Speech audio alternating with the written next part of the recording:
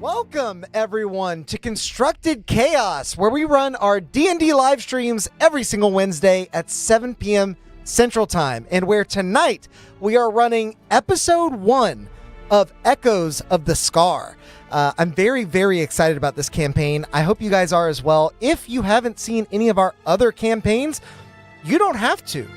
This is one of the few campaigns that, while it is linked to the others, it doesn't require you to have any prior knowledge coming in. And welcome to Grim Reaper. Thank you so much for the 5 gifted memberships. If you guys are new around here, Grim is a staple of the channel, somebody who loves to welcome new people to the Chaos crew. And now that all of you have joined, you'll have a bit of chaos yourself to help influence these games, as well as access to our homebrew pamphlets that we've been putting out monthly. It's almost time for pamphlet number 5. So if you guys already? Yeah. If you guys are enjoying the homebrew that you see here, if you want to run some of these items, subclasses, monsters, those sorts of things in your own games, you can access all of that on our community page if you're a member. Do also remember to like the video if you haven't already. Subscribe to the channel to make sure you don't miss any of our future streams. And check out our good friends over at Tabletop Beard. Tonight we have the Rogue Beard Oil. Our lovely sponsors have sent us a beard care product that smells like evening cologne. It's perfectly sneaky and stealthy and fancy. You know, there might even be a rogue at the table with me right now. There might even be a rogue in the room. There would be no way of knowing. Right now, there would be no way of knowing. But you should know that you can use code CHAOS20 for 20% off of your entire order over at Tabletop Beard's website. Link is in the description below. Do also check out our friends over at Darkeport. Their link is also in the description below, and they run streams on Tuesdays at 7 p.m. Central Time over on their YouTube channel. Finally, check out this comment from our last stream. This is episode 1, but it might lead from a different stream where Michael Muirhead commented, "That was a fun one to watch. I'm shocked it wasn't a TPK." Well, Michael, it almost was. If you guys are curious as to what he's referring to, go check out Thawing of the Frigid Pass, because it may just roll right into Echoes of the Scar in unforeseen ways. But before I keep you guys hanging for too long, before I leave you guessing at what I mean by that, let's go ahead and just do the damn thing, right? Roll that, bitch. You almost missed it. You almost missed it.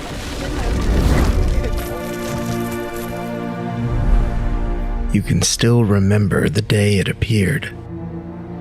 A sight so incredible that it ended age-old wars, marked the beginning of a new era, and unified all of Solim in an uneasy tension. That day, a hole tore in the sky. Ever since, strange occurrences have become the new norm. Reports of disappearances, inexplicable catastrophes, and sightings of horrifying creatures are all on the rise. But, most concerning of all, there has been a change within you. It began with a recurring dream, a crystalline chime echoing out from the starry sky. At first, that's all it was. But it wasn't long before your powers began to manifest.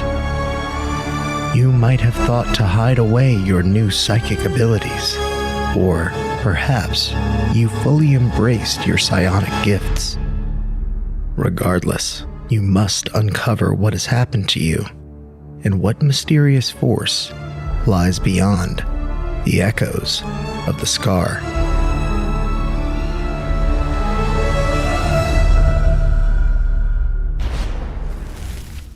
Welcome back, everyone, and thank you, Lil Tired, for the 12 on the D20. That's the first roll we have for this campaign, so I'm sure it will come in handy. Spoiler alert, this campaign is just me and Alex. Yeah, it's just me and Mo. Alex. So for those of you who may not have guessed or may not be a member of our Discord, we're doing something a little different tonight.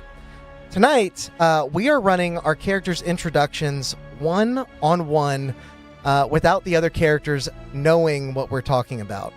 And for our first character, He's me. We're going to be moving across the world to the city of Inniset off the west coast of Roria. Without getting too caught in the weeds there, I think now that you guys know where we are, now that you've seen the intro, and now that XIVM has popped in with 5 gifted memberships, thank you, XIVM, I think it's finally time to begin Echoes of the Scar.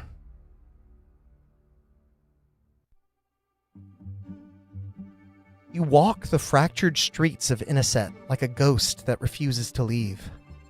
Once a proud city only months ago, this place has quickly descended into a feeding ground for opportunists.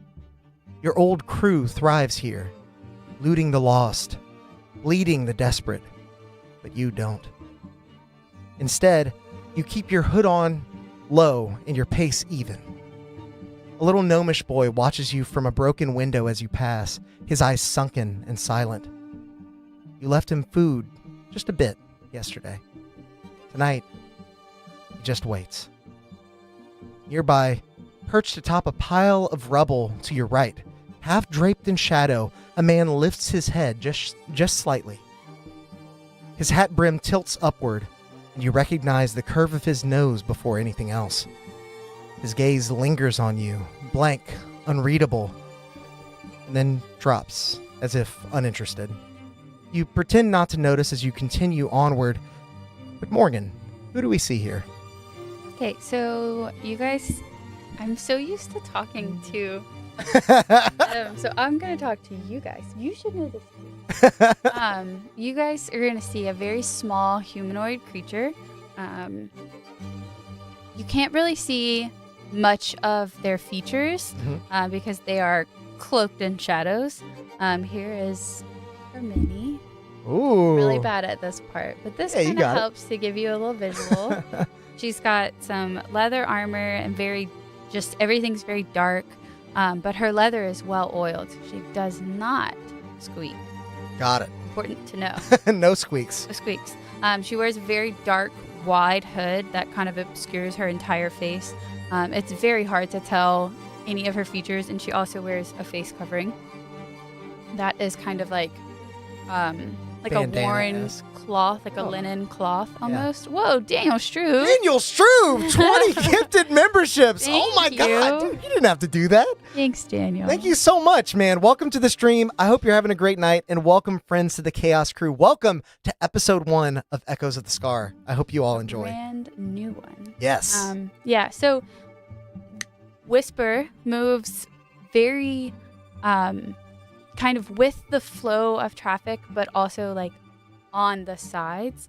And the way that their steps fall, you can tell that they are trained in this. Okay. And that there is no detail left unseen.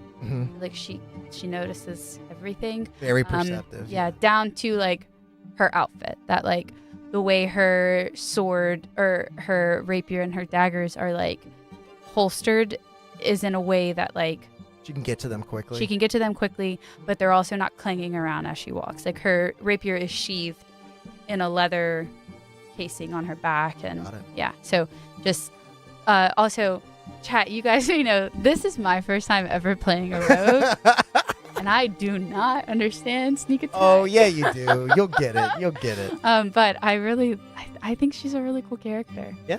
Yeah.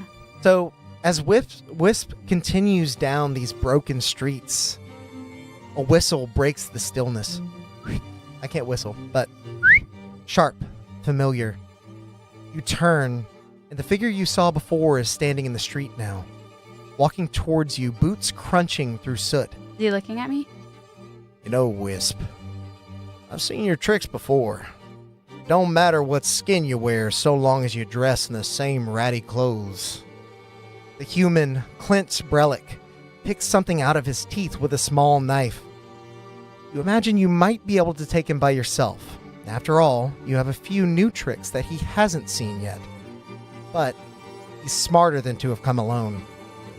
Just before you can manifest a blade, 2 more figures melt from the shadows behind Clint, weapons drawn, leaving you with only one option. What do you do?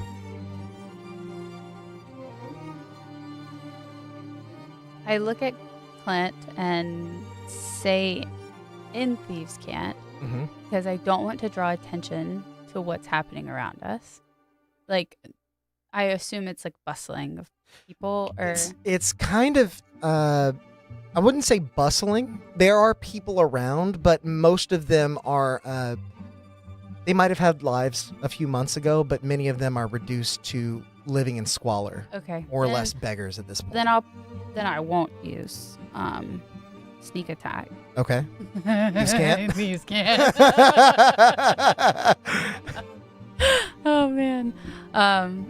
You said his name was Clint? Hmm? Clint, my clothes may be the same, but there are many things you do not know about me. I have seen the way that you treat people, and I have chosen better for myself. That may be the case. You know, it didn't have to be this way, but you went and grew a conscience. I can't have you stealing from our side of the street, now can I? I am not stealing anything from you that you haven't already stolen from others. And it's a mind like that that makes me think you need to be put in your place. He snaps his hand, and the two on either side of him, one a Goliath and one a small gnome, begin to step forward. The Goliath unsheathes a massive mace that he holds with both hands, ready to grind even stone into fine dust. The goblin sort of snickers, a goblinoid woman that you recognize named Lazka. She looks you over. Yeah, you think you're clever, Wisp? I'm made clever. All right, gang. Get her. And they rush you immediately. What are you doing? Sorry, I'm still learning my character. That's okay. Make an insight check for me. I was looking for the psionic power, which I don't remember what it does. The psionic knack. Yeah, the psionic knack is for if you make an ability check and fail it, you can spend a die and possibly succeed instead. What am I rolling? You are rolling an insight check. 21. Okay. With your 21, every instinct you have is telling you you may be capable, but you can't win this fight against three of them. Yeah, I am going to start looking for a way to maybe climb up something to get out. Okay.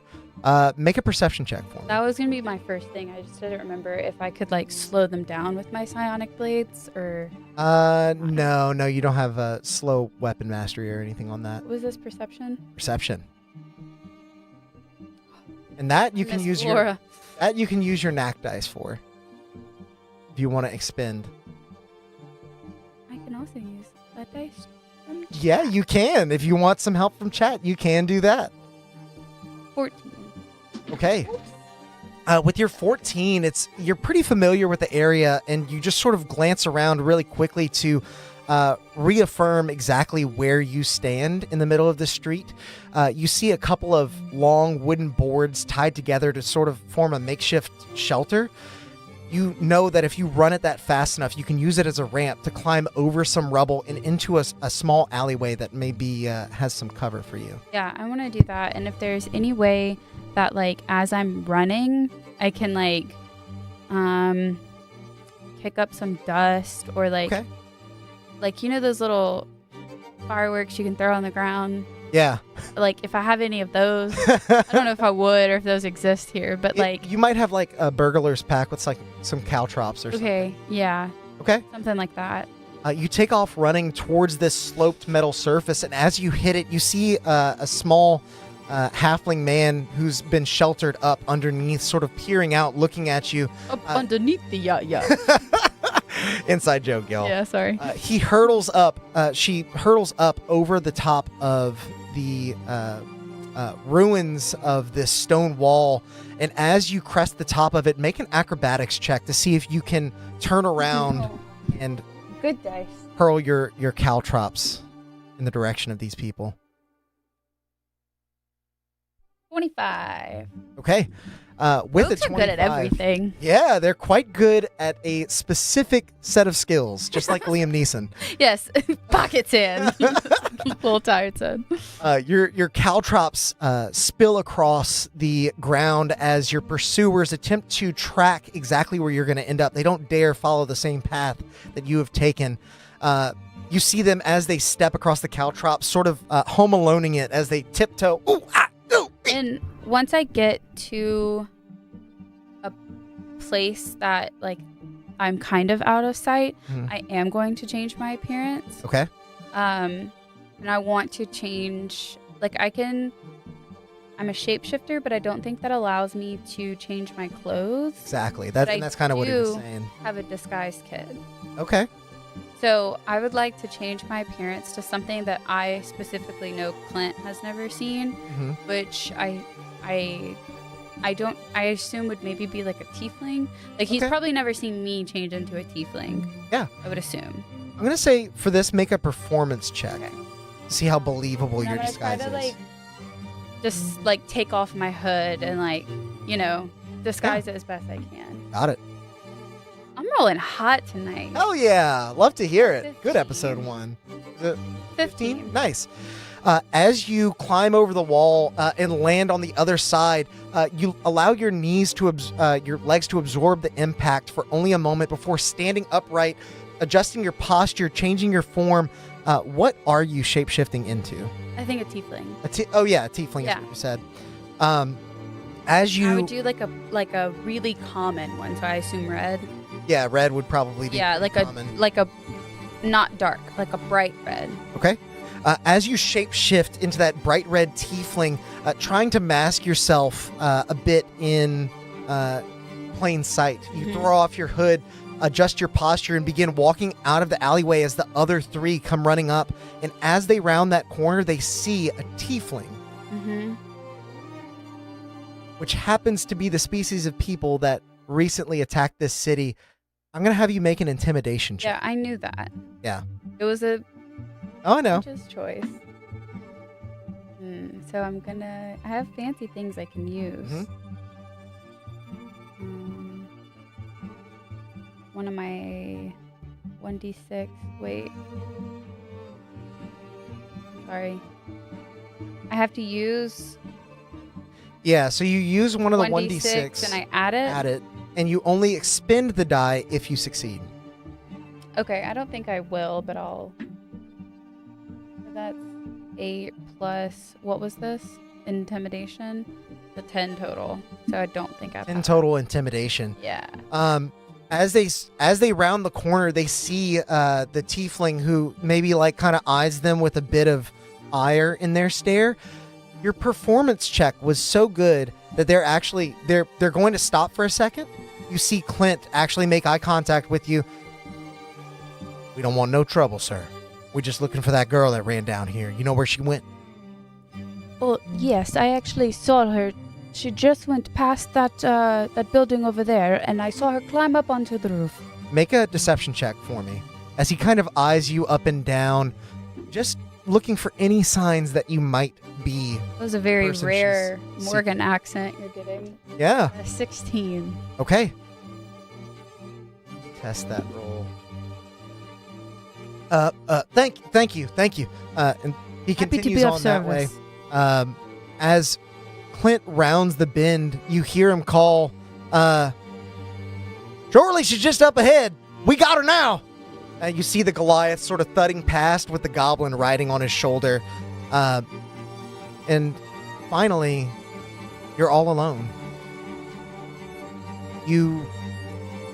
I want to go find the little boy that was in the window. Well, before you do, Okay. you're familiar with this feeling, being alone. Mm-hmm. You've been alone for a long time.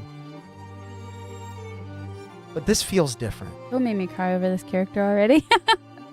You feel something. A wave of nausea falls over you as the world seems to shift in an unnatural way. And suddenly, you aren't as alone as you thought. And we're going to go ahead and bring in our next character. We would swap out with our good friend right, Sam. I will be right back.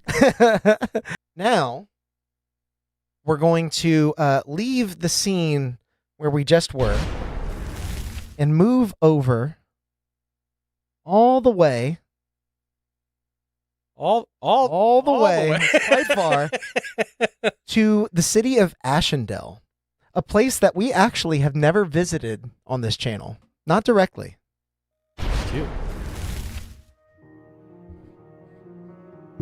You move quietly through the lower corridor of an impressive research lab in Ashendel, your steps reverberating off of the smooth marble beneath your feet. The walls resonate with rhythms of suspended enchantments and latent magics residing in arcane relics. Most of the staff has long since gone to bed, but you have not. You pass familiar doorways, the workshop, the map room, the testing chamber, rooms you helped build, rooms you swept clean, rooms that seem to have forgotten all about you already. Beyond all of them lies the stairway to the observatory, warded by a locked door, of course. Your key still works, though, and your surprise at that fact stings more than you imagined it would. You move up the stairs, and the door to the observatory opens with the hush of well-maintained hinges. Shelves of instruments, notebooks, and lens arrays greet you. Sam, who do we see here as you take in this site one last time? So I feel like, because it's in the dark of night, right? Like he's still kind of shrouded in darkness, but there's a large humanoid figure in the darkness, and as he looks across the room, I imagine that he would approach some of the desks and instruments and kind of run his hand along the desk as he's taking it all in, and as he does, he kind of steps into the moonlight, and you would see his dark green skin, his shaved head with the exception of a single top knot and 2 mutton chops, kind of actually born out of necessity. Being an orc with a large underbite, they're known to be messy eaters, so he keeps his chin shaved to keep food off of it. And you do gather that he is very well kept, although he's not wearing his usual garb that he had come accustomed to wear living here. He's donned his traditional Orcan attire, which is like a leather shoulder piece strapped to his hip to affix it to his body, with a bare chest, a sheathed flail on his back, a large flail, and on either hip 2 swords, one a short sword, one a scimitar. And out from his waist are some like a leather garment affixed kind of like a skirt. His legs are covered in some cloth, and again, as he kind of steps into the moonlight, there's a arcane pinkish purple shimmer across his skin, as kind of instinctively his new psionic abilities are protecting him, as he kind of feels a little exposed and a little bit in danger in this setting. He spent a lot of nights, I like to think that he would have spent a lot of nights here in the observatory looking up at the stars, wishing for knowledge, wishing to know what these instruments did, what they do. He's not a very bright individual, but I always felt like he was meant for more, like he was being underestimated, like he had the capacity if someone would only give him the chance, so he would wish for something, and then the scar appeared, and something did come. And his employer, the doctor, took notice of that. And so that might be why he's a little guarded in this situation, and why he's leaving. Things kind of took a sour turn once he became useful to his employer more than just a muscle. And with that in mind, as you're... Oh, wait. Yeah. So... Yeah. And so as he's looking up at the scar, and thinking about all of this, he thinks it best for him to maybe leave. And as he goes to turn, he sees something glint off in the corner, and so he doesn't recognize it. He knows this room very well, so he walks over and he reaches out for it, but he hesitates, just out of instinct, because he would frequent this room, but he never dared touch anything because he didn't want anyone to know that he was ever here. Right. But he's not planning on staying here long, so he pushes that hesitation aside and grabs it, and it's an ornate brooch. Likely has some kind of significance to his employer, the doctor, but he knows not what it is. But as he turns it over in his hand, that same purple arcane energy kind of glints across it, and this realization comes to him that this is likely some culmination of the research that the doctor's been doing into the scar and into himself. And he feels kind of a kinship with it, almost like it is his energy. It is a part an of extension him. Of himself. So despite its material being not his, its essence is him. So he affixes it to his shoulder, looking up to the sky. Not the scar, but the stars. As a tear wells up in his eyes, he turns his gaze to the scar, almost as to say goodbye to who he was, wishing upon the stars and looking towards his future, this new being. Yeah. Yeah. And you take a moment, now beginning to make your way out, you pause in front of the desk of the lead researcher, Dr. Polis Zanal, the Air Genasi man that you once admired. An image hangs upon the wall nearby of the good doctor, his wife, the other researchers, and you. The painter had to render you smaller to fit in the frame. You and the doctor laughed together about that once. You trace a fingertip along the desk. Remember that moment is gone. It's not the same lab anymore, not the same man, and not the same you. What do you do? Yeah, he would take his leave, kind of, again, looking to the scar with more of a resolve. That strive for knowledge is still definitely there, but the hole that bore that interest in him is largely filled now with the gifts that at least Ugudar would think to be, or Ogudar would think to be his possession, his new form, almost like Yeah. he was born again. But yeah. Make a stealth check as you kind of sneak out of the rest of the research lab. As he's sneaking, I would like to think that he would, because he is trying to sneak out, right? He would use his newfound powers as he flares that aura's ever more present as he rages, which allows me to make that as a strength check rather than You let that sorrow sort of Dex seep check. into unbridled rage at Yeah. the transgressions levied against you. I could use my strength instead of my dex modifier for stealth. You focus really hard on moving really quiet. He focuses his energy, that energy around his feet, so that his steps are a little bit lighter, almost to kind of like lift himself up to make his weight less. Got it. As a 15. Nice. You move relatively silently, making your way out of the familiar halls and into the familiar streets. Out in the open air, the towers of Ashendel shimmer with captured starlight. Ripples of wind thread weave through the streets from over the many walls that protect life in this peaceful valley. Beyond here, the city is encircled by the black ridges of the Sable Fjol in the east, and the peaks of the Pale Halls in the west. But beyond even those wonders lies something far more beautiful. The scar. You look up. You feel you shouldn't, but you do.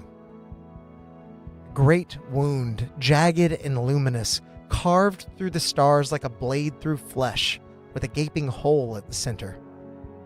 The telescope atop the observatory juts towards it, still searching for answers that you may never know. Suddenly, your knees almost buckle. Pain lances through your skull, bright and immediate, like a scream made of geometry. You hear a chime, and suddenly, you aren't as alone as you thought. And we're going to bring in our next character. Og doesn't know shapes. How many sides does triangle have? We're going to be moving back across the continent of Roria, all the way to... Ooh. Oh, yeah, I lied. I never even looked on the map where this was. the rarely visited Drow city of Ny Serin. You can see it here inside of this mountain range, sort of peeking out so that we can see it, but it is indeed a subterranean city. And this is where we find our next character. Drazat here. No, I'm just kidding. You descend through stone corridors that have never known the sun. Even now, almost 6 months after a thief caused a far realm shard to pulse through the city of Ny Serin, the cavern walls remain wrong. Rock leans at impossible angles, cracks spiral inwards like shell patterns. Water refuses to drip, coiling upwards and clinging to the cavernous ceiling instead. An old aqueduct leads you past the now distorted palace, where the shard had once sung. You weren't there when it activated, but you felt it. You've only dreamed of stars since not long after. Now, as you move deeper, the corridor widens, and you see them, your brothers. One sits cross-legged atop a broken pillar, focusing his might against a metal spoon, his eyes bulging with effort. Another is shaking dice in his palms with ceremonial flair, and when he rolls the dice, he gasps, "It's a 4! I knew it'd be a 4!" "You said 5 last time," a third mutters, rubbing chalk dust into his bald scalp. They all stop to see what you're doing, though, as you enter. Caleb, who is it that they see? They look over. Riz on full display. Who could predict the dice roll? Am I right, Ray?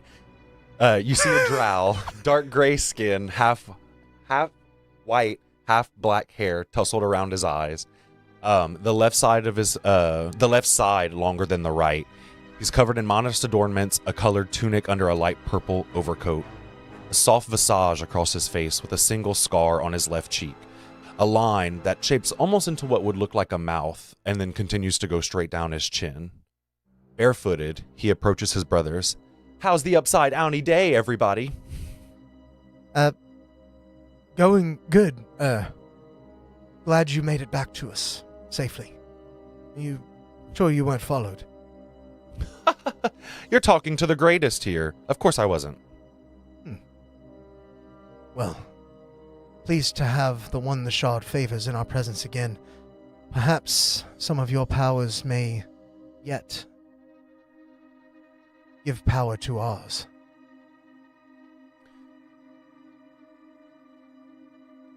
Well, I guess we can only see. We have to find the shard first. What ritual should we try today? Perhaps the circled seance again? Or maybe you have something different in mind. And you'll see him kind of... I mean, anything you think of is probably going to work out just fine. Well, you know what they say, act as prey makes perfect, and he'll do like this, and you'll see like little flowers come off of his hands. The three of them clap. All right, enough of that. Let's get to it then. And then we should continue the practicing the normal ceremonies. Okay. You make your way over towards a somewhat ceremonial-looking basin, and the rest of your brothers group up around you, each clasping their hands in each other's and waiting for you to join the circle. they all still seem to think that your power came from the shard, but somehow you know that it didn't. Still, they seem to be excited at what prospect you may be able to put forward in this small cult you've developed.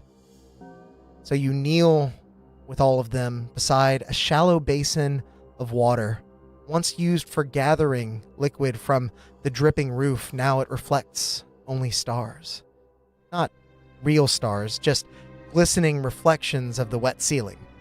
Still, you stare into it, and after a moment, it stares back. The others mutter hopeless chants to themselves. They don't feel it. They are not touched. But you are. In this way, you feel you exist in an empty room. Then, a new experience, a new depth to your abilities. At long last, your practice has paid off. Make a Arcana check for me. Ooh. 17. Okay.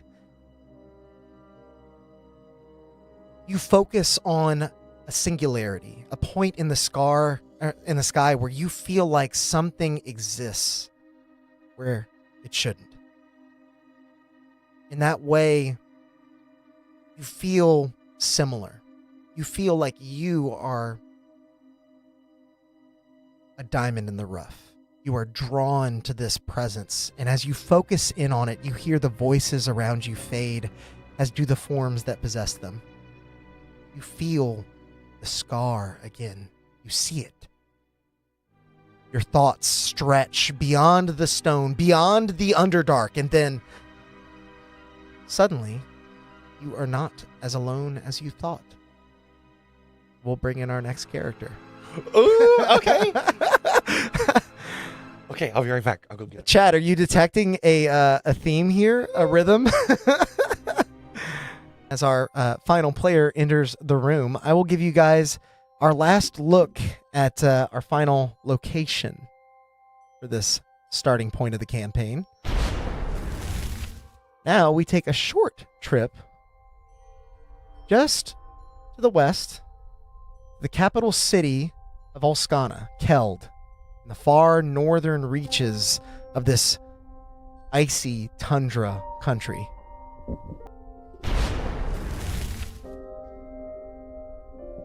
The walls of Castle Varellin always hold a faint chill, no matter how many braziers are lit.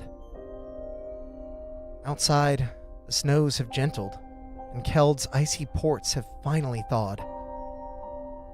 The world is finally awake, and unfortunately this night, so are you. You try to rest. You try to lie still in the dark. You wait for silence, but your dreams have changed. And when you close your eyes, you hear that same cursed chittering. You see fire and fangs. You still remember the ones who didn't make it. Portia's frostbitten fingers as she cast her last spell. Fenwick's light fading within the beast's belly. The look on Gallant's face when he realized he would not be escaping with you. You touch your side where the wound once was. The physicians here, talented as they are, say you're fully healed, but you know they're wrong. Your room is too still tonight, so you dress quietly and descend the curving steps, each one moaning slightly beneath your weight. You know these halls all too well now, and yet it feels like something unknown could be hiding just around the bend. You pause as a voice echoes from the dining hall below. Two voices. You recognize Lord Hyacinth, ever composed, now his voice raised in frustration. You cannot order me to send forces to the east, sister. Not over a failed raid. It wasn't a raid. They took him. Amar he's still alive, I know it. At best, he's a prisoner of Nycerin, and risking more lives can only end badly at this point. You reach the landing as Lord Hyacinth sees you. Ah, Tilda, you're up. Good. Ashley, who is it that Lord Hyacinth greets this evening? As Tilda Riverstone steps into the light, you can see that she's short, even for a gnome, but solid and unshaken. Her clothes are obviously patched, but clean. There's a faint shimmer that's tracing along her great axe that is strapped across her back that she doesn't quite often leave without after her time in the Frigid Pass. Yeah. Tilda is a farmer. She joined a doomed mission in the Frigid Pass, really not seeking reward or fame, but because the collapse of trade was threatening her home. The people that she served were starving, and so she walked into the mountains not to slay beasts, but really hoping to reopen a lifeline. Others have tried and not returned, but she was confident of her fate. She came back bloodied, burned, but changed. Her psionic powers started to emerge during that feat. She doesn't really know why or what's happening. From her perspective, it wasn't really magic, it was instinct. She's short but physically strong and is used to accomplishing things by pushing her body harder, and she thought that she was just using her mind like a muscle and pushing it harder to get things done. That makes a lot of sense. I like that. Yeah. She doesn't talk much. When she does, it's pretty quiet, calm, and measured. And she doesn't like to fight. But when pressed, she will only begin one that she knows she can end. As you kind of enter the fold here, Hyacinth's younger sister, Ilsavel, looks towards you, not with suspicion, but something closer to hope, and then quickly looks away, shielding herself behind a formal nod. What do you do? I approach Hyacinth and asked, what is it that they were talking about? It's nothing that you should concern yourself with. You've done plenty for the people here of Keld and Olskana beyond. In truth, it's a situation we've long dealt with. I doubt any adventurer could solve at this point. What is the situation that you have been dealing with? Well, it's the Drow in the mountains east of here, and really the forces of the Underdark. We have a military base there, perhaps you're familiar, the Quarry. Many brave men and women man that home base, defending the rest of our continent against the forces that lie underneath all of us. We had recently learned that they possessed an artifact of great danger. Ilsavel's betrothed was brave enough to lead a raid upon the city of Nycerin, and we have not heard back from them in over a week. In truth, I think she was hoping that once the Frigid Pass had been reopened, she might be able to see him again. It's been hard for her, and she sort of like wipes away a tear before walking away from the conversation, sitting alone by herself. Oh, she moves like to the side? Yeah, she makes a move into a dining hall that's just off to the side. This is sort of, I guess, the entryway to it. There's a very long table and very tall windows, although you can't imagine too many people sitting at this table, just because you've seen how barren and empty Keld can be following the winter months. So she's sitting at it alone. I will... What do I want to do? I'm struggling with Tilda's actual motivation to go in and check on her or say... out friends. I think Hyacinth would probably detect your hesitance there. And he gestures to his Triton steward, gill-fingered and sharp-eyed, posture, very straight and poised. Please, fetch our guests some drink and bread. Perhaps something sweeter, if the kitchen permits. The servant just nods before walking down another hallway, and Lord Hyacinth motions towards the dining room, just over from the main entryway, where Ilsavel is seated. As you enter, she kind of finishes looking out of the window, and she's, I should return to my duties. She bows to you as she takes her leave out of the dining room, leaving you there alone.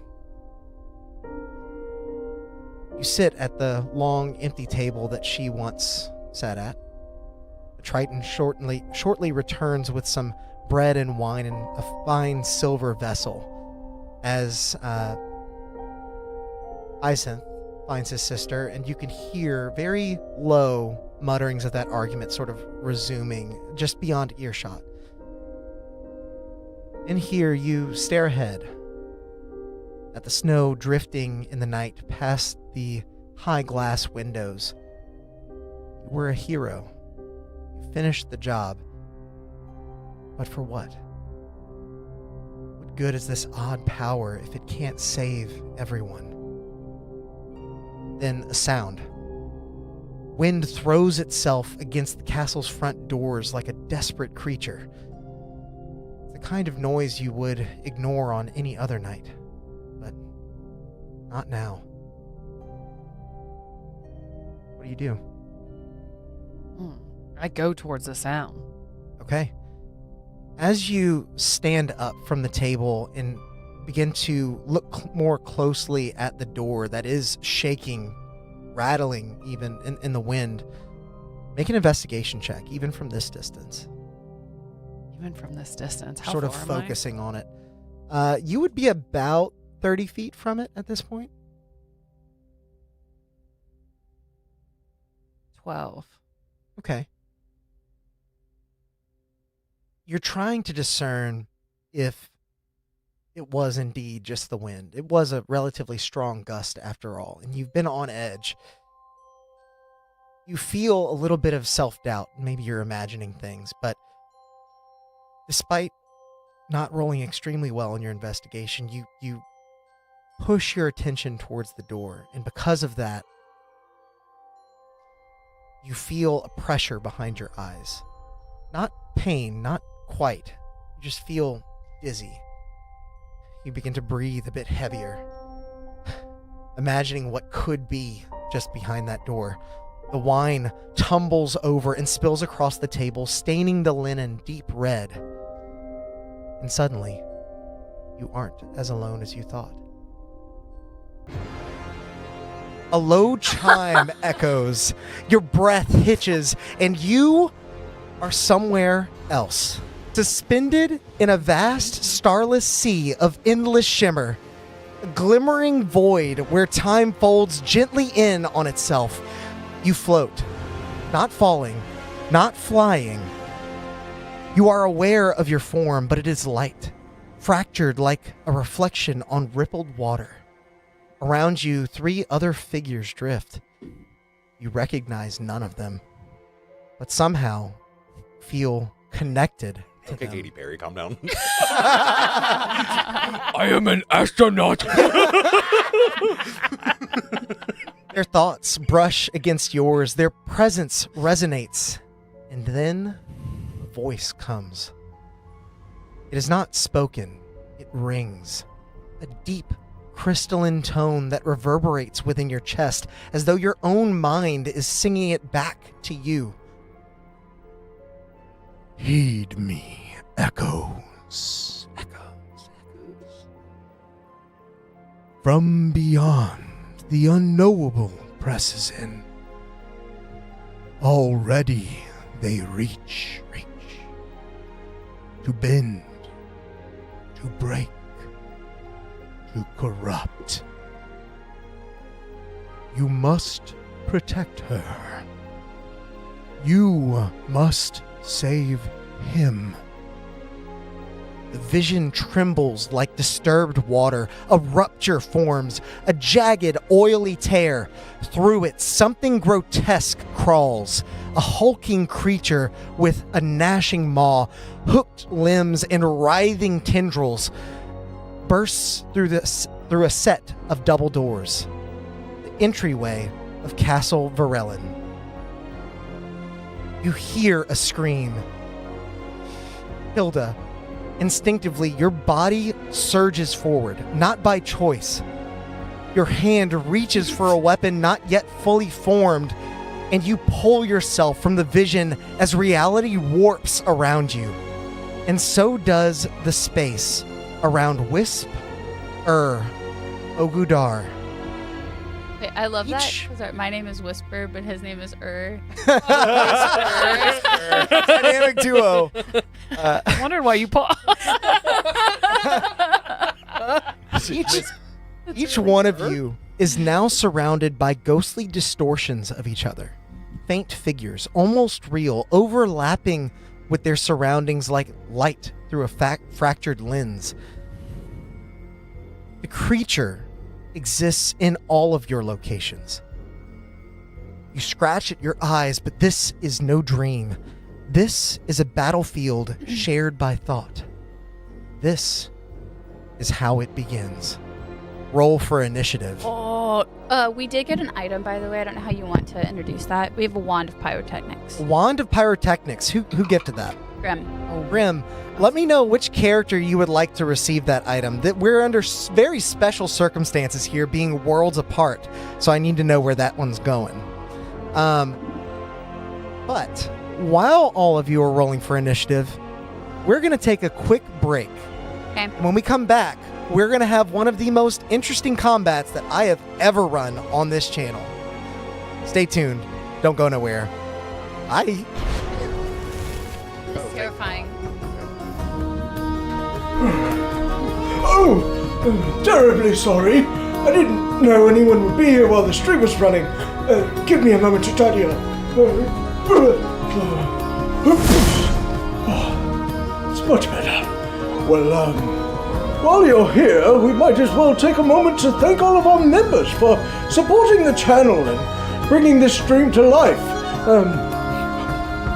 A huge thanks to Tides of Mo, Brett Venable, Tabletop Beard, Grim Reaper, Atmos Seeker, Justinian of Darkport, Angel Jobert, XIVM, Corey of Darkport, Angel of Darkport, Drazadi, Ira Wing, Memebot 69,000, Dutin 103, Devin Beard, Zebek Longfang, Lil Tired, Jason Miller, Defiant Chaos, Wilfredo Figueroa, Ruby Rod, Sam Huffpower, Daniel Struve, Agile Monk, Moon Goose McQueen, Jude Eshett, Harrison Nutt, El Cementerio de Adam, Bardic Aggravation, Kevin Wetherell, One-Eyed Goat 90, T.I. Block, Daddy Der Frosty, Alphabet Apostate, Greg Argyle Audio, Silver Scarab, Josh Gonzalez, Jen Jam, Seth Neely, Stephen Hansen, B.D., Patrick Irvine, Dale Smith, Rumbly, Koro Ha, Dalton Hunter, Tyler Morris, Manny S., Doc Sunshine, Someone Else, Benjamin Crowley, Joe Machine, Chris Perkins, Chaos Hole, Werther, Raft Nazil, Alexandre Henriquez, Atlas, Nick Dyson, Vic, Geeks with Scarves, J.O. Hearn, Blade Roller, Mr. Geaton, Crow, Liminal Entity, Scarlet, Quietant, Ontus, Big Bad RPG, Lost Kutku, HD Siles, Frank Flood, Jason 96, Nicholas G, JJ Sasquatch, Daniel J. Colby, Sukin, Fables D20, David I. Smalley, Julian Grunwald Innocent, Casey, Kaiser That's Me, Tom Lapierre, Roe Medina, Mecha King Leo, Fajar M, Padfoot, Piconjo, J. Wicked, Matthew Baker, Rusty Pat, CSM Second, Mike G, Chris Jones, Bard Hero, Chaotic Neutral, Rayan Harif, Vakil Askamrim, Bartholomew, 66, Kyle Hamilton, Vex YYC, Aldo Graciano, and Will. Tiago Silva, Amadeus, Asmodeus, Matt Lee, Cortius, Cocodemos, Sam H, Dirtinus, Dradaman, Soultron 42, Shapeshifter Bot, Jerry Williamson, Squiddy, Brother Oblivion, the Rowan Portal. Call me Bob, Sintrotech PC, Chris James, Noilis, Princess Zemoy, Guy B, Conseil, Warren Lunny, Boomstick, The Hylian Prophet, Max T, Misfit, Monster's Mother, Malice, Christopher Denault, Kathy Evans, Lil Cute Maple, Middle-Aged Malcontent, Buzz STA, Rice in Soup, Michi Kapua, Joseph Pratt, Adam Otterlife, Havoc, Harry Dong, Curtis Ellis, Majority of One, ML, Andres de Barbara, Jason Rapper, Cool Things, Aaron Barogan, Nick, The Azure Sky, Bacon and Vodka, DM Greg, Crusher 99, Big Head Bro, O4C, Luke Anzelotti, Kitchen Knives, Southpaw Beefcake, Killer Kitty, Sarah W, D1 Commentator, Rowan Rat, David Cron, Miss Disc, William Frey, Big Gunner, Morgan Feemster, Kevin Hyatt, I'm So Lost, Alicia F, John Washburn, Max P, Francis Yoon, Lyons, Jed, Joshua Cato, Samuel Mwangi, Pavel Castillo, Joshua Hammond, Shutterbot, Joanne Hassler, Dracula Tepesh, Ikari, Maxwell Hartman, Arthur Vincent, and Thomas Emich. You know, members get tons of unique benefits as well, like these weekly shoutouts and emojis that they can use in the stream chat, and a heaping helping of chaos points that can be used to, well, perhaps it's better to show you. The most exciting feature for our live streams has come to YouTube. You can now roll dice live to help us in our adventures by using chaos that's built up by watching and interacting with the stream. All you need to do is keep an eye out for earning instructions that appear on our stream, and then spend those points by typing in the commands that correspond to the dice you'd like to roll. This feature is always available, no matter what campaign we're playing in, so be sure to hop in and help out our players because, well, they're gonna need it. Greetings, viewers. Bramble Backfoot hopping by to let you know about our monthly homebrew packets issued to all those brave enough to join the ranks of our prestigious order. With a plethora of items, monsters, mechanics, and more, it's easier than ever to bring chaos home to your table. So become a member and let's fight the forces of evil together.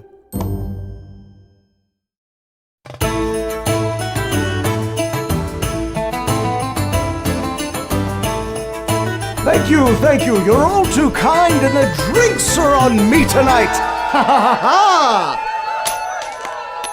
Oh, you must not have enabled gifted memberships! Let me show you how. Ha ha ha ha! What you'll want to do is make your way over to our channel page and then add /allow_gifts. From there, you can turn on the toggle for free stuff and join in the chaos. Ha ha ha! Now for my next tune, a little ditty about a dead necromancer named Pinky. Hello, Drazad here. Oh my god, you have got to come check out all of our wares. We have so many different things. Help support the stream and get yourself some new magic items as well over at the Constructed Chaos store. Greetings to all my bearded brothers out there. I'm Alex, also known as Constructed Chaos on YouTube, and I'm here today to tell you a little bit about my friends over at Tabletop Beard. This family-owned beard oil company is run by three brothers that have combined two great loves of mine: tabletop RPGs and beard care. And it makes a lot of sense because, as I'm sure many of you know, growing and maintaining a healthy beard can be an adventure all its own. I started my quest back before I was even on YouTube, and I guess you could say I was stuck at level 1 for a while, constantly itching my way through life with a wild and unkempt beard and just trusting hairspray and regular shampoo to get the job done. Believe me, I was rolling nat 1s on just about every charisma check I made at that point. But eventually I started trying various beard care products like oils, butters, and balms, and I found some that worked well enough, but none of them really tied into my backstory. Not to mention my wife was constantly complaining about the smell. Then I was put on to the products from Tabletop Beard, and let me tell you, it was a match made in heaven. Or hell, depending on what kind of flavor you prefer. These guys use a premium oil blend of meadow foam seed, rosehip, golden jojoba, argan, avocado, and sunflower oils to create the most high quality product that contains no cheap filler or artificial oils that you typically want to steer clear of. And each scent has been expertly crafted and matched to a familiar TTRPG style, so you know exactly the kinds of vibes you're putting out without the scents being too mundane or too overpowering.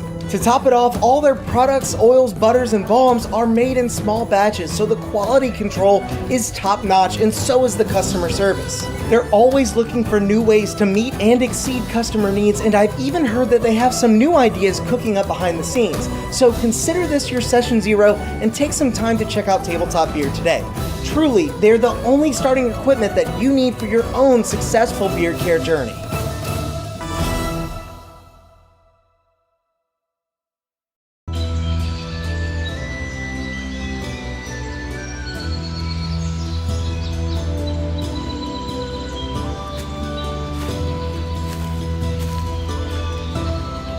Bear Dritz here, letting you in on a little-known ranger secret that'll keep you satiated in the wild, even when you have no rations left.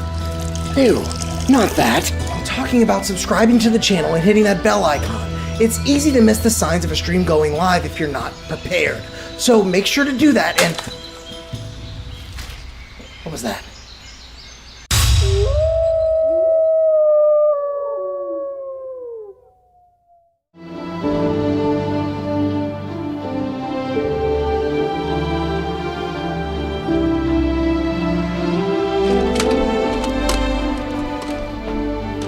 Hold it right there, adventurer. We're looking for some deviants that refuse to like this video while they're still watching. You wouldn't happen to know anything about this heinous crime, would you? Well then, as you were, but stay out of trouble.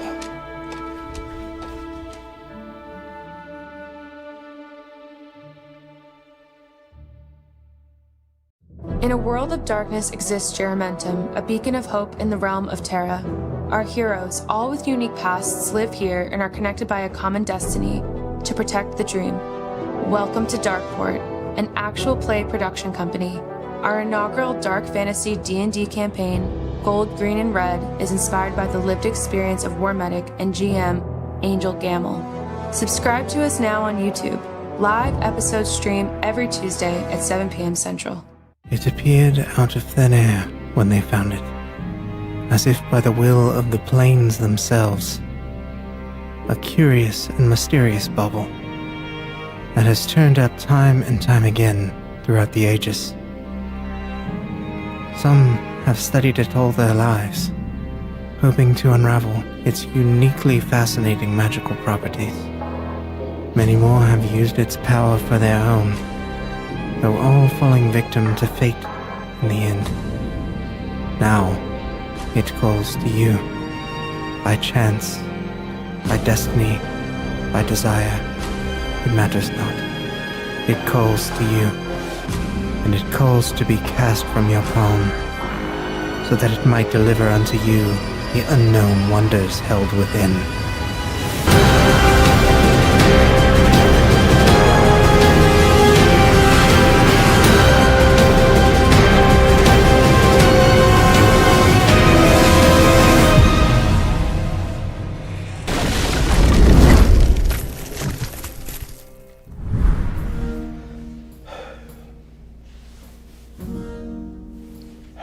Longer are they going to...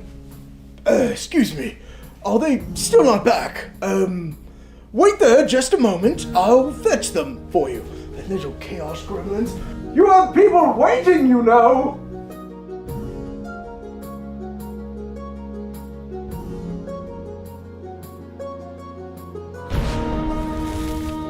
Welcome back, everyone. I hope you enjoyed your break because things are about to get pretty crazy.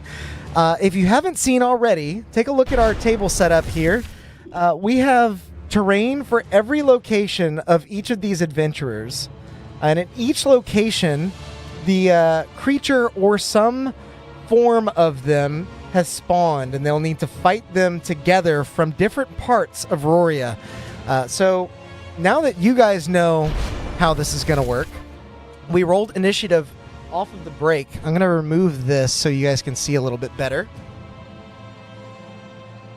And the first in the initiative with a 17 plus some dexterity is the creature. Oh, I was like, no, it was a More 16 dexterous plus than some you. dexterity. yeah. I was like, the math ain't mathin' over here. We move to the castle as Tilda, you rush through the door at this snarling beast standing on 3 legs as it has broken through the door. As you see its sort of giant mouth sucking in as much air as it can to try and sniff out prey. You don't even see eyes on this thing, and as its tentacles sort of twitch in the atmosphere, it turns to you and then it rushes. It doesn't move far. You expect the mouth of this thing to be the most dangerous, but instead one of its tentacles lashes out from the side and attempts to strike you from 15 feet away. Is this like a pipe on it? Yeah. Like a sewer pipe? Yeah. Yes. Is it part of the creature? Be very careful in moving those for me Yes. because I have to keep track of its position everywhere. I know. Okay. I'm gonna put it right back where I grabbed it. Move it 5 feet over for me, For which direction? towards you. It didn't move out of my range, did it? No, it did not. Is this like part of the creature, or is it just part of the mini model? What? The pipe The pipe is part of the model. model. Okay. I was trying to figure out if it was like a part. Was a I was 17 trying to figure out if hit it was you. part Apollo. What is he? Oh. Warforged? No. Ooh, okay. So as the tentacled creature attempts to ensnare you in one of its lithe appendages, you use your splint armor that you've recently donned to shield yourself from the suction of it. As it clangs off of metal, you feel the slithery slime already dripping down your back as it leaks past the armor a bit. Seeing that you are not quite as easy a prey as it thought, it now lashes out towards one of the figures near to it, attacking you, Gudar. Sorry, Chad, if I forget to move any of these. We make you dizzy. Sorry. I wish we had like super wide lens. That is a 24 to hit. Definitely gonna. It misses. You are going to take 10 points of bludgeoning damage as this tentacle slaps against you, wraps around you, and now grapples you. You are also restrained until this grapple ends. That was rude. Now that it has you I got you. grappled, I'm It is- coming. finally going to make a move towards... Actually, it can get to you from there, so it's not even going to move. Wisp, you see it ensnare one of these sort of shadowy forms that you see in the alleyway as it turns now to face you. You can't tell which direction it's facing necessarily because it's just a silhouette, but by the way it's now lunging down low, its other 2 tentacles riding high in the sky, you can tell that it is seeking you out. It is going to move just 5 feet closer to you. And so 5 foot there.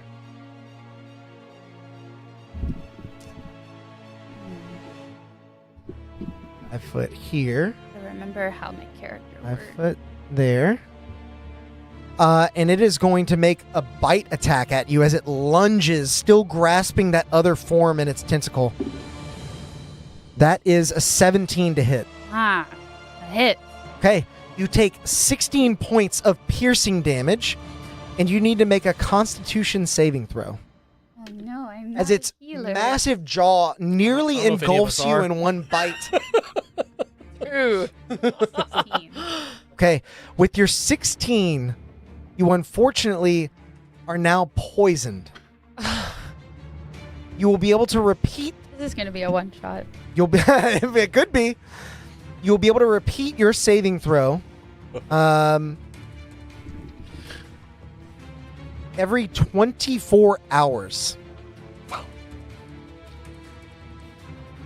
So you are poisoned currently. Yeah. 24. You heard 24 hours. At that point, I just 24 hours. get long rest. Ridiculous. Okay. Yeah, sorry about that. No, you're not. I am a little bit. The creature lets go of you, seeing its green ooze-like poison dripping off of your form, now backing away and tightening its grip on the other creature it possesses. It is now your go. As you snap back into reality, you see your brothers rushing out of the chamber, afraid of whatever power they have summoned through their chants that were probably not doing anything. You just took away all of my sneak attack. It was targeting you because it thought poisoning you would be a good idea. Unacceptable. Never gonna learn how to use sneak attack. You know what? You're going to get to save at the end of each of your turns. I don't like that it's every 24 hours. You don't have to do that to make it easier on me. I thought it was at the end of each turn. Okay. As you snap back into reality here, you see everyone rushing and you turn to tell them to wait. And you see a very well-carved stick in your hand.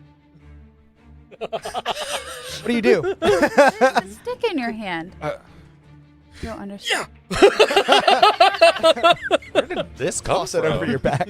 And you just kind of twist and flick. Swish and flick, but Twist and flick is something else. I was gonna say it's the copyright-free version, but it's the rated R version. Oh God! You like this a couple times. I'm supposed to The magic item. Oh. He will call out to his friends running away. Oh, Ely Ray, please come help me. And then he turns over and looks at the creature, has a grin on his face, and I'll cast Mage Armor on myself. Okay. You summon the forces that you are all too familiar with now, the magic that pervades through your veins, and encase yourself in a slightly protective coating, hoping that it'll shield you from whatever this creature may have in store. Are you doing anything else? No. I think that's everything that I can do, to be honest with you. Okay. It is now this noble's turn, and she's going to back up into that corner, if you could. Just as far away from the creature as she can get. She's really quite frightened. She's going to hide behind... Eat her over the wall. She's going to hide behind the torch in the corner. Tilda, you see her just beyond this beast, and you feel like maybe you can hold its attention. Maybe it hasn't noticed her yet. Wisp, it is now your go. Ogudar, you're on deck.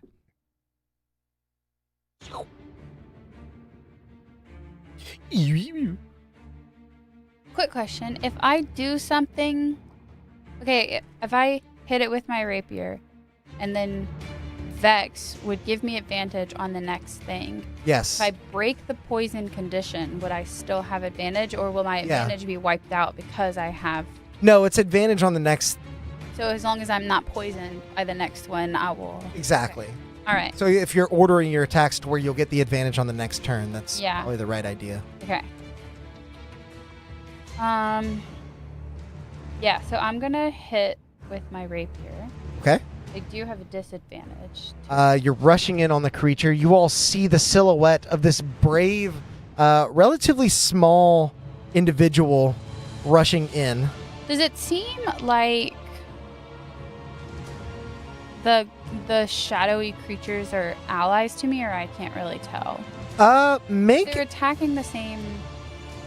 Make an insight check. I'll say with advantage, specifically because... 22. Okay. When you heard earlier one of them call out, you heard those words in your head. The, what did you say? Ely Ray? Yeah. You've seen a couple of them attempt to move in against the creature. Okay. None of them have been aggressive towards you. Okay, so I would consider them allies at this point. Yeah, I think so. All right. Then I will technically have a straight roll. Advantage, disadvantage from poison? Well, why do you have advantage currently? don't know. Yeah, just fishing for it. Because I gotta have hit. because the allies are within 5 No, feet. you don't get advantage because they're within 5 feet. You get sneak attack potentially if they're within 5 feet. I have to have advantage to get that. No. Advantage or ally give sneak. Here comes the sneak attack. Sorry, I'm It's okay. sorry. It's an or. It's not I a. have disadvantage, but if I hit, will you give me sneak attack? So here's the thing. You have disadvantage, but if Hit. you hit with a Vex weapon, Yes. it'll cancel out your next know that. attack so that you have no She's disadvantage. asking if the allies are going to give her sneak attack. Well, the And allies. then the ally would give you sneak. It has to be a straight roll. You can't have disadvantage on the roll. If you have disadvantage, you never get and sneak I never attack. get it. Oh, Okay, gotcha. that's the part I I was didn't know missing. that either. I knew that because we looked at it a lot last night. But Yeah. 25 to hit. A 25 definitely I rolled hits. an 18 and a 19, so Okay. With Plus the 7. disadvantage. Very Yeah. nice. Yeah. That's definitely going to hit. Roll your damage. I'm rolling it here because. Oh, but that wasn't high. That's not bad. Yeah, so 8 piercing. D&D Beyond's Okay. messed up. Use the dice. Yeah, that's 13. Yeah, it's glitching out. So 8 piercing, and then that was my attack. I will have advantage on my next roll, hmm but for now I want to use bonus action disengage, Okay. and I want to go like over here. That way. Yeah, like within like 10 or 15. So you use 5 feet to get in range. Mhm. Disengage. 1, 2, 3, 4. You can get here. Okay. And then I can remake the poison save. Yes, at the end of your turn. Ooh. It's a con save. 19. Okay. As you rush in, feeling the adrenaline pumping through your veins, recognizing these shadows as allies, you know that numbers are on your side now.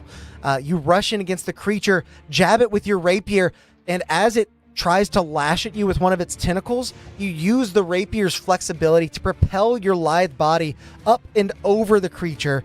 The adrenaline pumping through your veins works out the poison, since you've maybe been exposed to some poison in the past. And what are you trying to do? Can you take the poison ring off? Get off of me. Get off. I don't like it. You move just past the archway, fleeing to a more advantageous position, as now, Ogudar, Can I try to hide, or is that it's you on have to separate- break line of sight to be able to hide. Okay, it would if I could though. Would that be part of my disengage hide? No, you have to pick one. Okay. Ogudar, it is now your turn. Tilda, you're on deck. Ogadar's going to look at this creature as he's now restrained. He's going to, my powers are growing. You have come only to fall. Do you see these beings that I've created with my mind? As he my points to all these God. spectral allies, he thinks they're things he's created. Oh my god.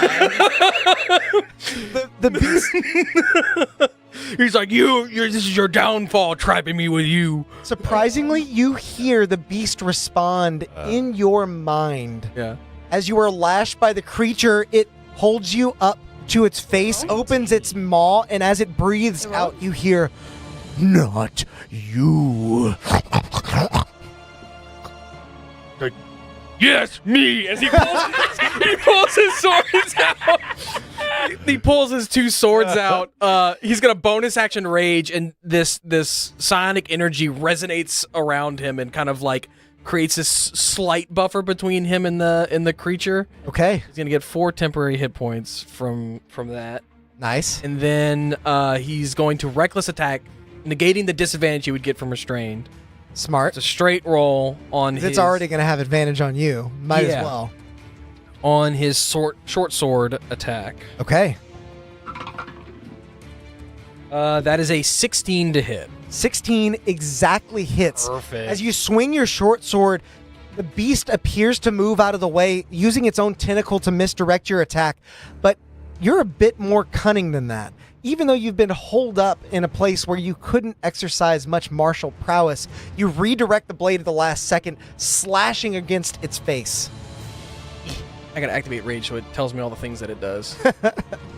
Extra Okay. damage and Yeah, but if Add your you can activate it, and it'll add all that stuff for you. So Yeah, that update on D&D Beyond was really nice. it is nice. It's a little clunky to Hashtag not activate, sponsored. but That tower looks like Not the at all. tower from Tangled. Yeah. Oh, yeah. If you painted it like green, Rapunzel. Let down your hair. Max damage on the short sword. That's 11 Ew. piercing damage. Nice. And then, He's now vexed by 2 people, right? yes. Well, Well, I'm about to use mine. yeah. Because I have a Nick weapon, so instead of using that as my bonus I action, I've already used have to that rage. too. I'm going to scimitar him Okay. with my other sword. Which, again, I'd have advantage straight roll because of... Yep. I haven't. What does that mean? I have a Nick weapon too. You can give yourself. You have weapon mastery. Yeah, if you use the. You weapon definitely mastery- don't. No, but like so. That is one higher. That is a 17. That will definitely hit. As you slash across the creature's face, it recoils and you see an opening where it may not be paying much attention. You whip out your scimitar now and cut at the side of its face as it has peeled away from For you. max damage again. Love these dice. Whoa! 11 slashing damage this time. Hell yeah. 22 points of damage while restrained. Yeah. As a level 4 creatures. Not bad. And then there's nothing about my save. I'd probably have to use my action to make my save, right? Yeah, but it's whatever the rules are for escaping a grapple. Oh, for escaping grapple? Grapple. Yeah, it is an action. You use it's a contest, or it's not contested. You do athletics or acrobatics against the DC I don't care. to escape. I'm going to be reckless attacking this thing, so it's going to have Kinda advantage figured. regardless. Imagine it ensnares you, and then you just whip out the 2 blades like, I'm not trapped in Whip you. it out. I mean, that's basically what he was saying. He's like, I've got powers. You're only making it easy. Now we shift over to Tilda. It is your go. What would you like to do? All right. You stand in the doorway as the beast has attempted to strike you but missed and now ensnares one of the other forms. She's grumpy. Before stepping out of the door, she's like, I guess we're doing this shit again.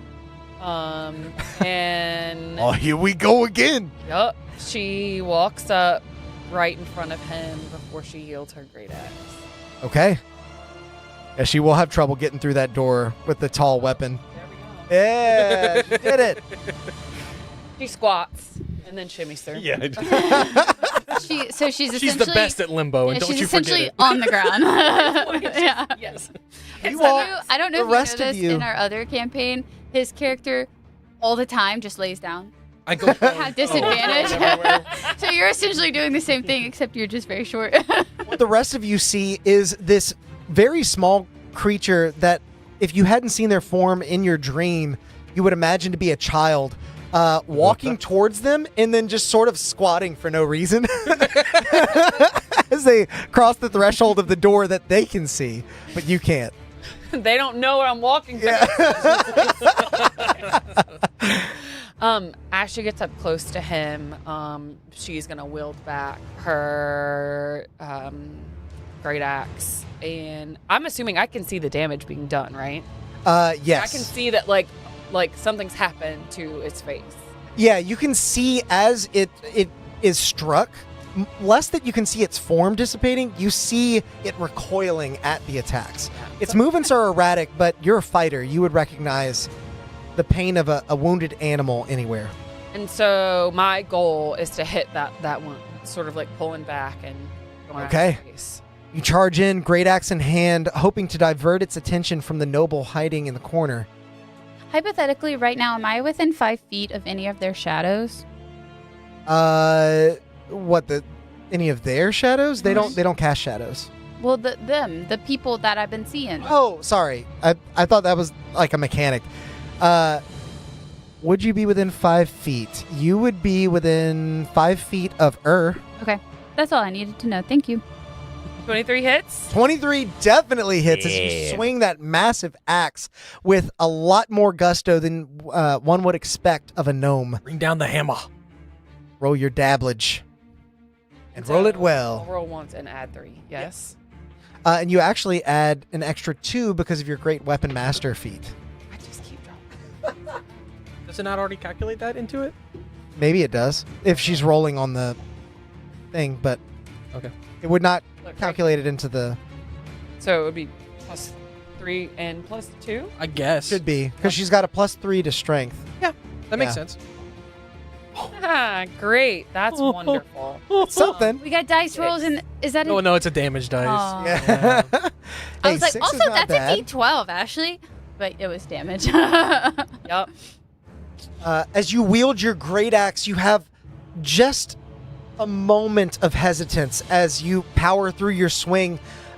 A flashback enters your mind of the last battle you were in, and it causes you to hesitate for a moment, lessening the blow of the great axe, but it does indeed find purchase still digging into the side of this creature as you wrench it out.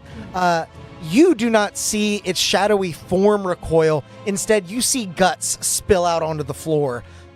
Intestines of some unknown make. You actually see them still beating like a heart is pumping some unknown fluid through them.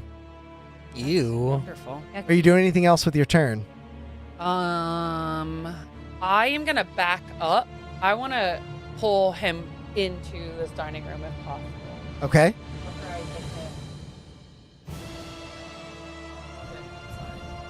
Specifically at that distance, as you leave into the doorway, it is going to make an attack of opportunity on you. It's one of its tentacles lashes out. That is a 15 to hit. 15 does not hit. You have your axe up in a guarding position. Even though your attack wasn't quite as strong as you wanted, your past experiences are somewhat empowering your defense. And as its tentacle leeches out, attempting to ensnare you, you block it with your axe. The blunt side of it sending the tentacle into the pillar that holds up this doorway. With that, it is now its turn once again. Someone just said they were about to ask which VTT this is.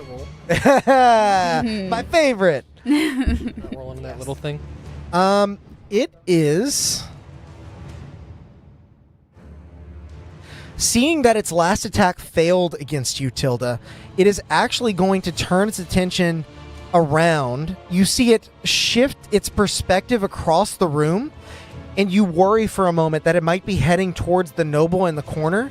But you see, before it reaches the noble, there are actually two other figures that it might attack.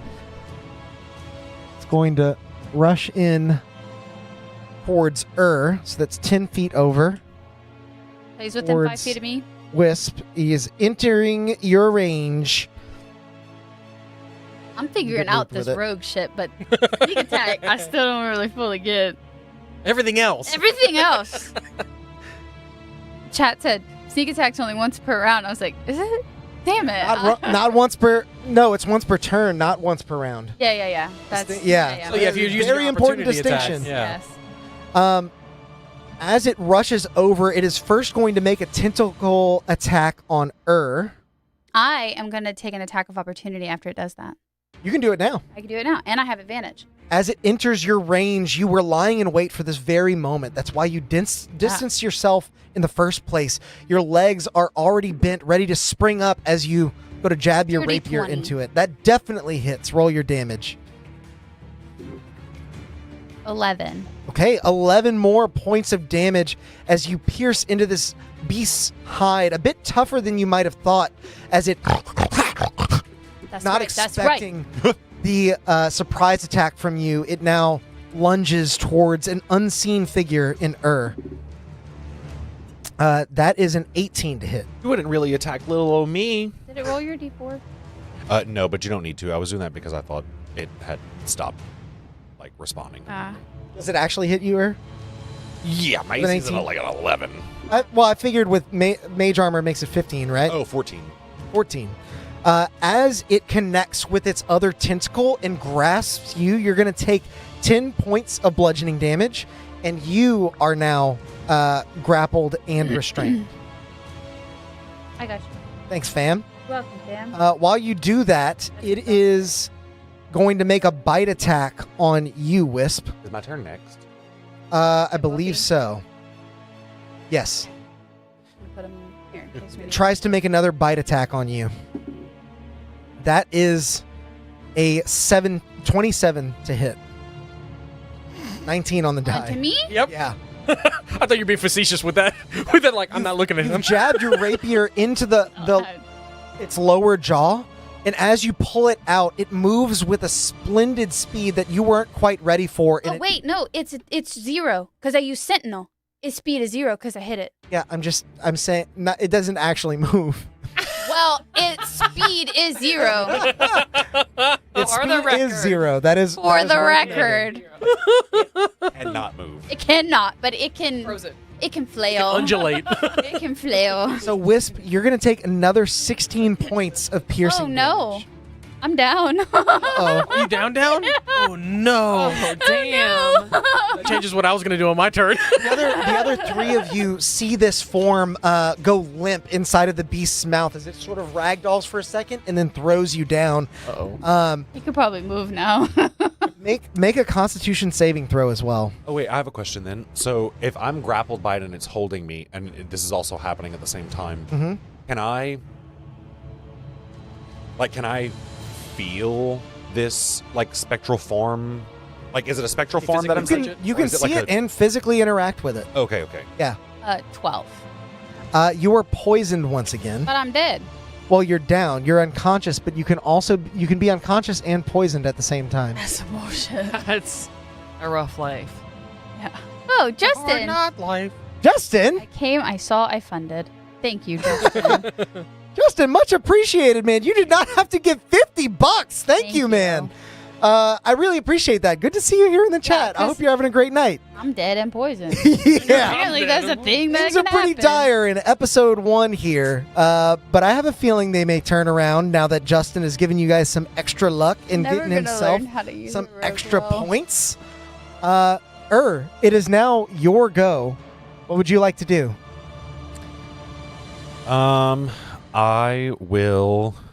Did you roll sneak attack damage on your opportunity attack? Nope. You should have. Add it. Because I D6. had advantage. Yep. 'Cause I 8. had it. Nice. An extra 8 points of damage. Just a bit of insult to injury as your consciousness is fading. All that talk Swing about wildly and deal just a little bit more to this creature. I will. Grappled Seeing and that this restrained. creature probably isn't friendly, obviously. You told me not to put it on there. Oh, I gotcha. think he's gonna break out of it. Yeah, I'm a Ah. bonus action Misty Step. I see. Where are you going? So itchy. It didn't attack me, right? I Did will not. bonus action Misty Step closest to your form in So, my like range, here. I guess. Yeah. That works, Alex. Honestly, you weren't. You were It's within going to her 5 feet. form. You were within 5 feet of me. Yeah, you're within 5 feet where you are. So you could do it, then Missy Step somewhere within range. safer if you want. But I'm grappled and restrained. I can't do what I would. Oh. Yeah, so you're teleporting I out see. just basically to Just the other right side. side. Yeah. Here, then you can go here. And then I'll. Well, I know I can't do this by my elf say. And I will use my healer's kit, and you can expend one of your hit die, Okay. Nice. and you get a +2 to the roll. Okay, what Nice. is my hit? Probably like a D6. It's a D6. Guess so. They're in the health area. They're kind of hidden on your character sheet, but it's a Well, D6 I for have rogue. death saves up right now. So Yeah. It don't work. Okay. I get a +2. That's everything. Yes. You see the form sort of jump back awake as Wisp. You are conscious again, just prone in front of this shadowy form. Even though it is spectral in nature, it hangs above you, and you can see its drool, ooze-like, sort of dripping down towards you. You see, looking down at you is a. Can you make out our faces in this? It's more silhouette-esque. That's what I was thinking. You just hear then. Alrighty, let's get up and eat, Faye. Let's It's go. It's a D8 actually. You guys were. Oh, sorry. Yeah, I'm so sorry. my bad. I always think rogues are squishy, but they're a little Yeah. bit stronger. Mine's probably. Oh, yeah. Yours is a Sorcerer, D6. yeah. That's correct. I So am exhausted now, but I'm still poisoned. you are exhausted and poisoned. As we move on from Ur's turn, the noble's going to stay hidden, taking the hide action to try and keep themselves masked in that corner. Wisp, it is now your go. Ogudar, it's your turn on deck. Well, now I'm poisoned, so I have disadvantage, but I also have advantage, so I roll straight. But because I had disadvantage, I won't get sneak attack. No. Cancel out. You cancel out. They cancel out, so it's a straight roll, and there is a creature within 5 feet. I thought if I had disadvantage, I didn't get it. If you roll with disadvantage. But if it's canceled out, it's a straight roll, and there's somebody within 5 feet that is not incapacitated. Is, No, it's 16. I'm hitting with my my psychic blade, I think. Okay. 'Cause I can hit twice with it. You can. Yeah. You also know that a a 16 is its AC. Yeah, hold on. Let me read this. Make as a bonus. Ooh, I'm gonna want to get away. Okay, so I'm actually gonna use my rapier again. Okay. That's a 19 to hit. Okay, 19 definitely hits. As the beast has paid you no mind, you regain your consciousness and swipe out with your rapier before attempting to make a daring escape. 11 again. Another 11 points of damage. Yeah, and Did you roll your sneak attack? No. Because you get it. I wasn't expecting it. 10. 10 more. So 21 points of damage total to this creature as you dig your rapier in deep to its underside. And then I'm bonus action disengaging Okay. again, and I want to try to get back there. So you'll have 15 feet of movement. Well, actually, Hi.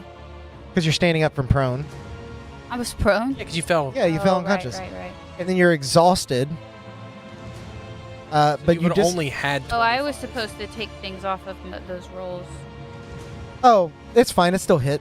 -2, right? Yeah. Yeah. That's still hit. So you're going to move 10 feet back. We'll say 15. Yeah, I have 5 less. We'll round up. So I have 10 feet. Okay. Can we not? And then I get... Oh, you want her to stay within? 10 feet of me, yeah. Am I not within 10 feet of you there? I don't know. We'll stay within 10 feet. Okay. And then I'm re-rolling. You'll see why. Do you call out to her maybe and say... Yeah, I'm like, oh, the hurt one, don't get too far away. You hear that in your mind as the tentacled creature is waving around this other form in the air. Okay. Somehow you know it comes from their form. Then I am going to do this for something. The poisoned. Yep.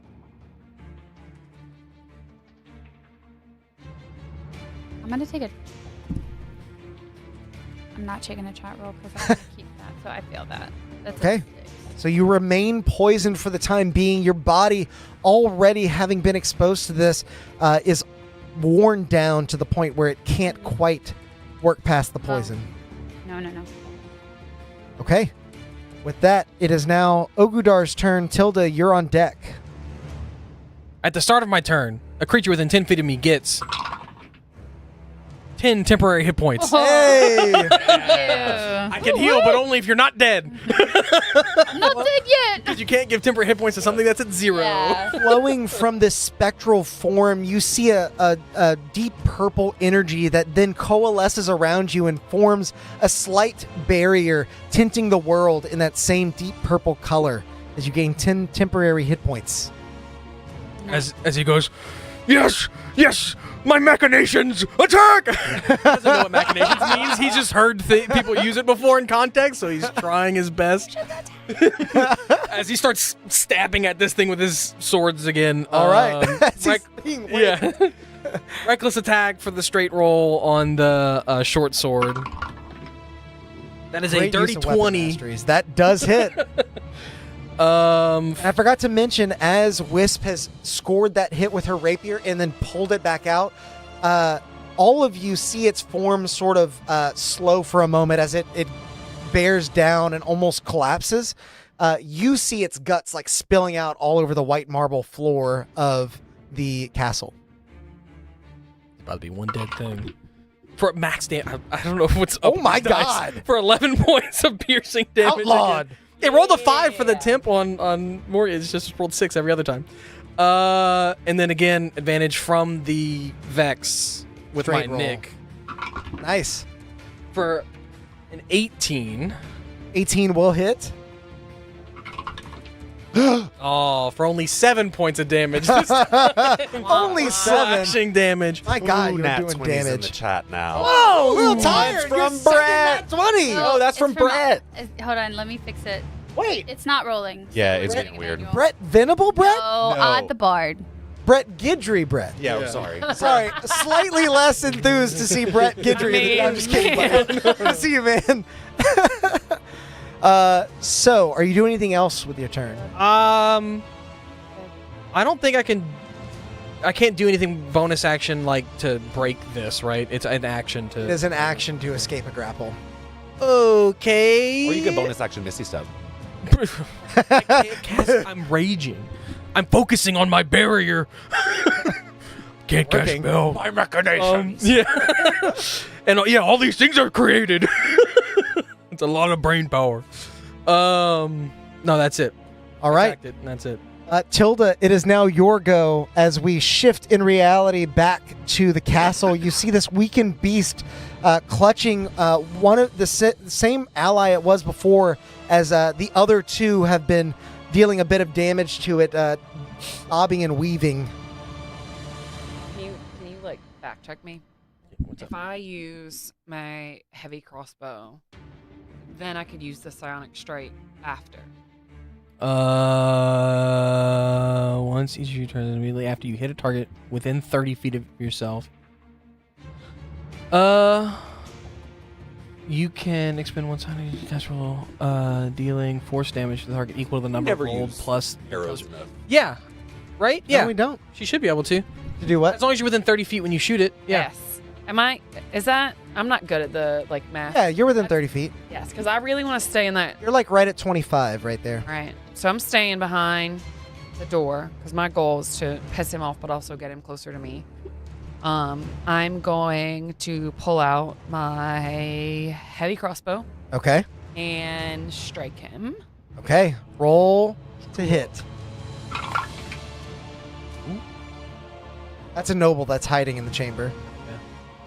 I look down. You don't see them. You can use your reaction to take a dice roll because we do know what hits, and it's not that. I know. All right. And we have all these dice rolls that we haven't used. Yeah. Chat has been very generous tonight. We know it's 16. You know it's 16, but you get to add your They plus. see Plus episode 2, 1 and they 18. load All right. us up. I'm taking a 16, Chad. Okay, 16 it is. You have to roll your eyes. That will hit. Yeah. You have to use your reaction. And As your bolt flies through the doorway, it pierces into the backside of this creature. You see all of its tentacles, including the one clutching your ally, go straight out and shiver for a moment as it sort of recoils in and slowly turns around to you angrily. Roll your damage. See how much you did to it. Hang on. I'm looking at so many different things. spaceship. That one. Yeah, that Yeah. one. Yep. Those dice are so pretty. 3.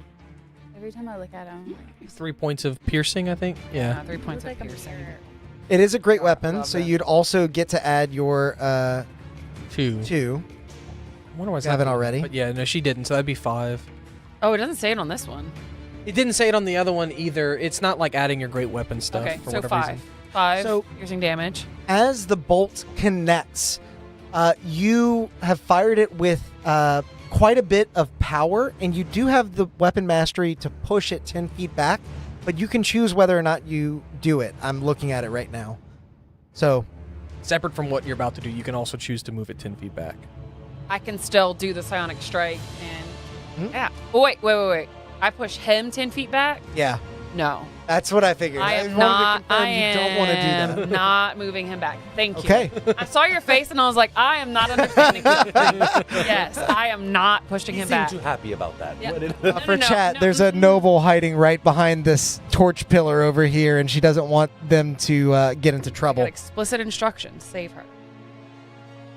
So as the bolt buries into the creature and it recoils, it turns back towards you, its remaining 2 tentacles beginning to twitch, hoping that it can ensnare you finally. Not today, sucker. So then she uses her psionic strike. What does that look like? Like Psionic does strike? She... And tell us. No, but like I don't. I believe like- it's adding damage to the attack. So like right? your arrow like gets covered in. So it's like Yeah. I can like control the arrow as it's going through him. Curve the bullet. Yeah, you curve the bullet. all the way in there. Takes her crossbow and turns it sideways. Shakes a little bit. Fire it and you begin spinning the arrow midair. I would imagine actually to negate the push of the heavy crossbow, you cause the bolt to soar up and then down, digging directly into the top of this creature and nearly pinning it to the tile beneath it. But it shakes itself free as it is now its turn. Did you get what damage she did with the Sonic Blast? How much was it again? 4. 4 more damage. Hell yeah. Are you staying put? Yes. Okay. I am staying put. Then in that case, the creature is going to turn back towards you, Tilda, and rush within 10 feet of you, if you wouldn't mind. I turn him think back. that's going to be 15 feet of movement, so I'll do that here. You almost really don't even need to move Ogadar because I'm grappled by it. Like I'm with it wherever it is. Oh, yeah. Dragged Because as along. long as you're within 5 feet, I get sneak attack. Yeah. It works for everyone. I'm just like stab, stab, stab, stab, stab, stab, Hang stab. on now. That You is stay, your job. yeah. Just stay. The creature is going to make a tentacle attack at you, just one, since it has something in its other tentacle. And an 11, I doubt, is going to hit I'm very stopping it much. from making extra attacks, Look bro. look at you.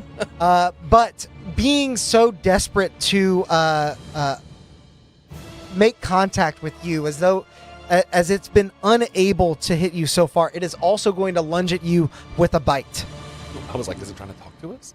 That is a non-natural 20 this time to hit. Oh.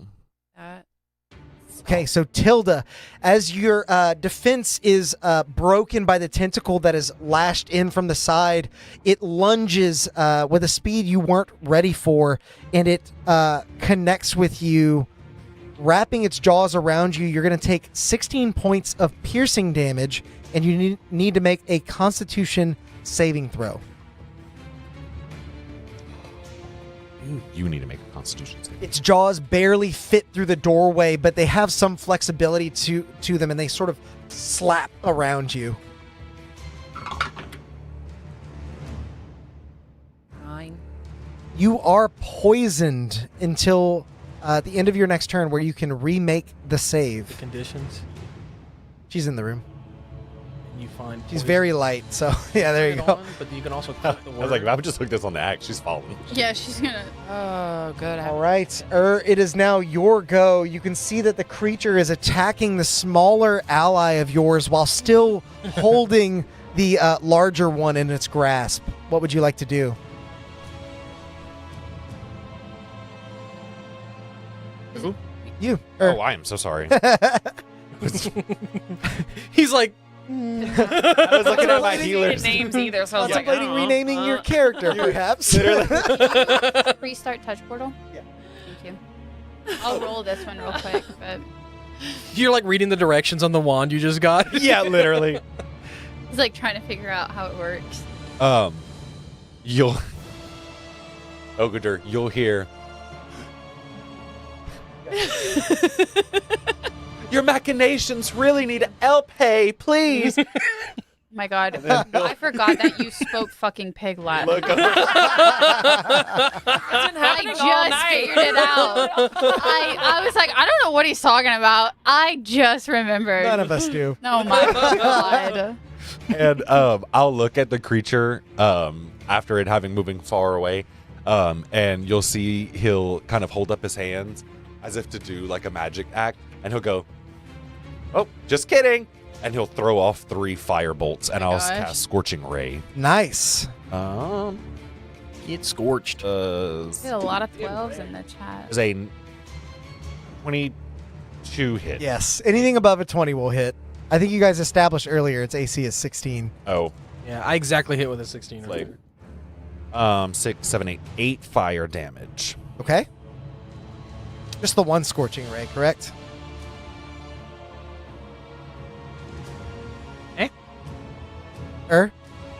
Oh, you hurl 3 fire rays. Yeah. You can hurl them one at a target within range or at several. But it's like Eldritch Blast. You get 3 beams, so you get to roll to hit 3 yeah. times. Okay, my bad. No. So 8 for the first one. That's cool. That's cocked. That's cocked. I'm gonna roll the big 8. I haven't used my reaction. He's been able to do that. Yeah, I'll use my reaction. I'll take a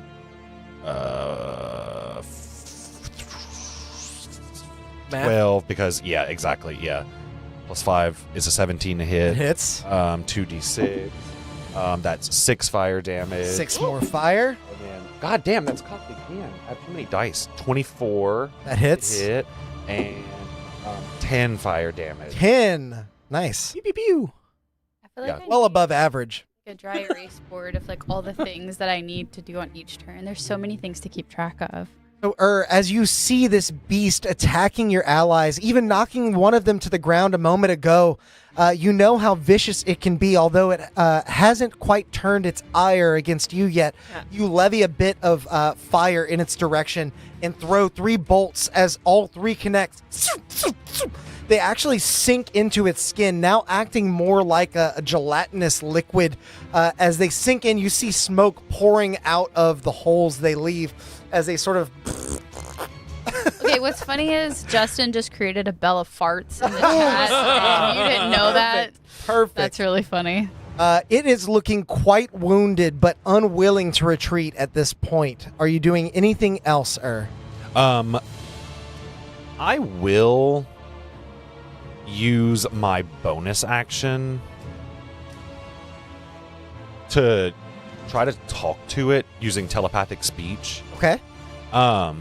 We must share a language.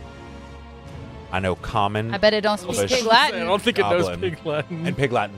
Please talk to it entirely in Pig Latin. Yeah, what do you I what do love you how say? long it took me to realize what he was doing. Are you really here to hurt us, hey? Cannot. Do not know what mean. He either, baby. Sounds like a pig. I'll just yell over. You big guy. Your machinations need help still. With that, it is now Wisp's turn. I love that we have like an eccentric drow of all things. I love it. Just wait until you find out what he was doing in his intro. Yeah, I can't wait to go back and watch it. I'm assuming not this. No, it was not this. I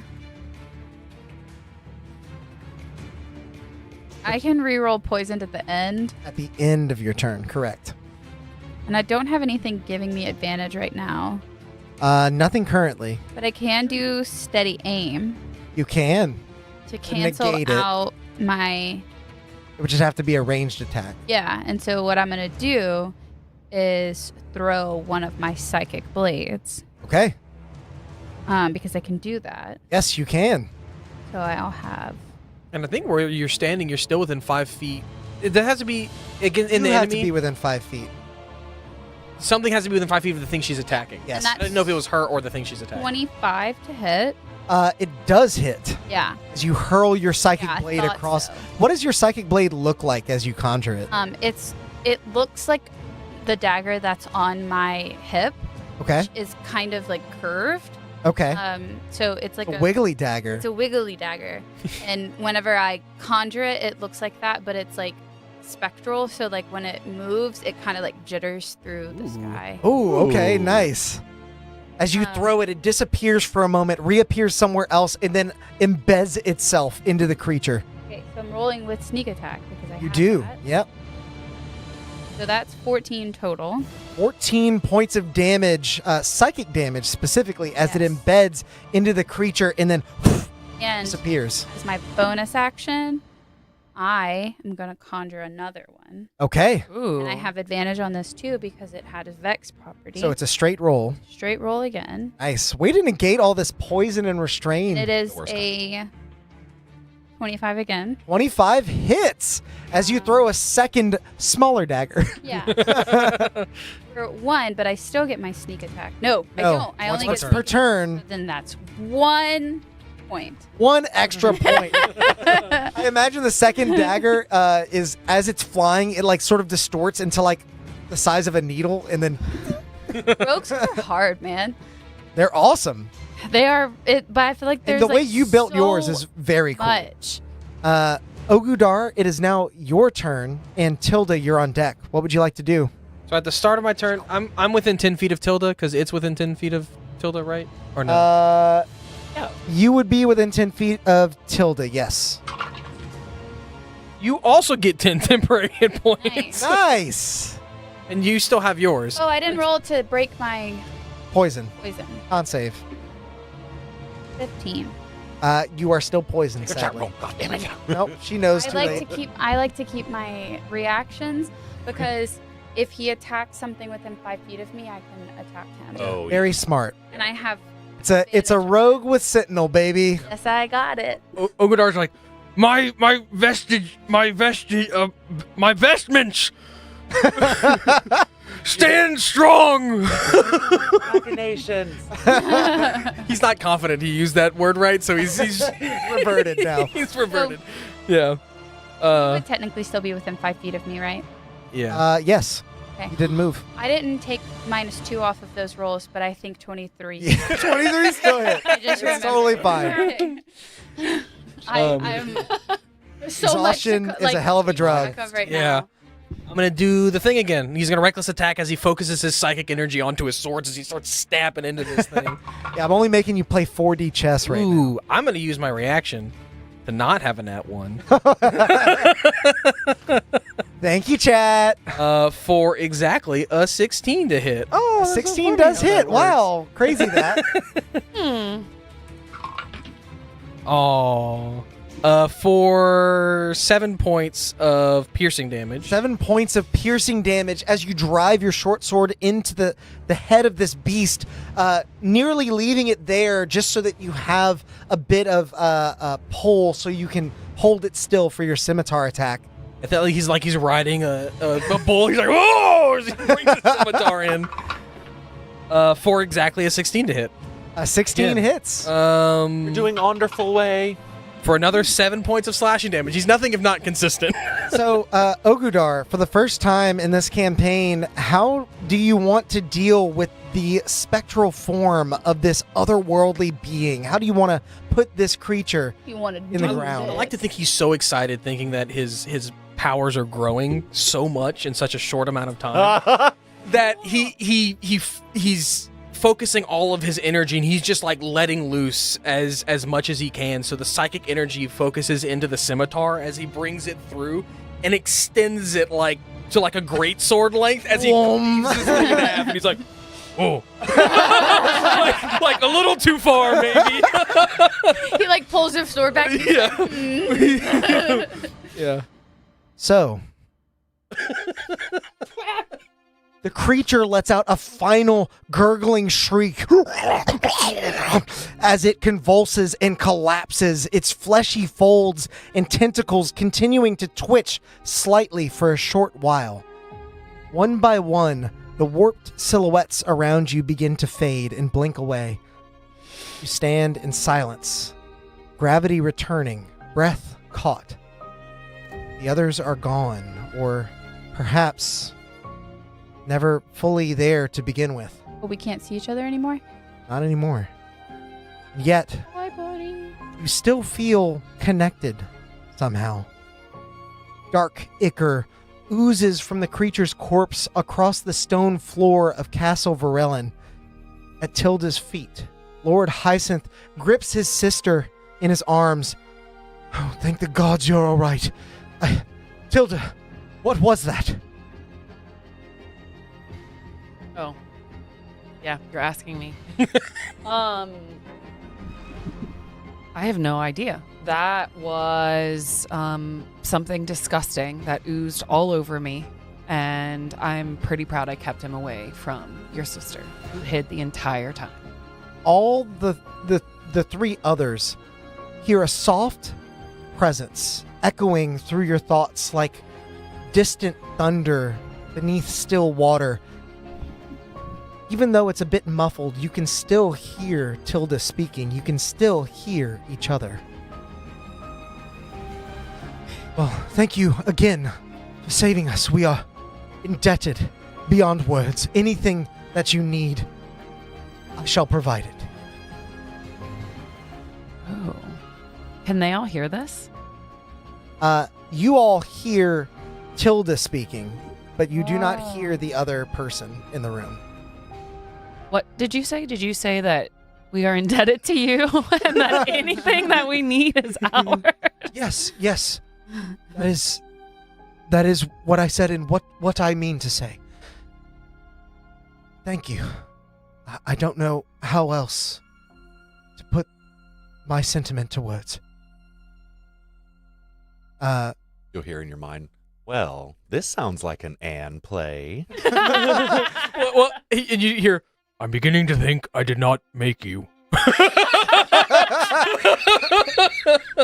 No. We are your machinations. You all are hearing each other within your minds and beginning to put together that although you don't see each other's forms anymore, you are connected in a way that cannot be broken in, at least not easily. What are you all doing? So I have a something that allows me to like create a telepathic bond, but it seems like maybe I already have that. You do, but that may be useful for other people. So it has to be creatures I can see, but I can't see them right now. You can't. Okay. But I mean, you can hear them anyway. If you link them to you, maybe we can hear them too. Oh, okay. I don't have anyone to link it to right now, but I do. My accent slipped out. That's okay. Do want to go find that little boy. Okay. And to give him like whatever rations I have left on me. 'Cause Gotcha. that's what I was doing when I found this nightmare. Wisp, you get the sense that something bigger than you, something bigger than this city is about to take place. And so before you leave, you want to make sure that the people you're responsible for are well cared for. You navigate back through the city and find the young gnome in the doorway. I'm still the tiefling, by the way. I'm still disguised. You see them cower Yeah, behind and the window I'll as you approach. whisper and be like, "It's your pal, Wisp." Oh, it's you. You came back. I think things are going to get a lot worse. I need you to promise me you're going to take care of yourself. I remember what you told me. Staying out of the light. Yes. Keeping to the more ruined structures. I'm gonna like give him a hood or something that I presumably have in my backpack. Yeah, and then like whatever rations I have left for the foreseeable future. Thank you. And fuck it, I'm Safe giving him wherever 10 you're gold going. too. And the rest of you kind of hear the one side of this. Yeah. So, are you in my head? Are you? How do we find you? I'm gonna try to speak just in my mind, like not out loud. Can they He's hear? speaking out loud. Can they hear that? What do you say in your mind? I was gonna respond to his question. Oh, I'm not in your head, but our minds are linked. You do hear that. All of you do. Okay.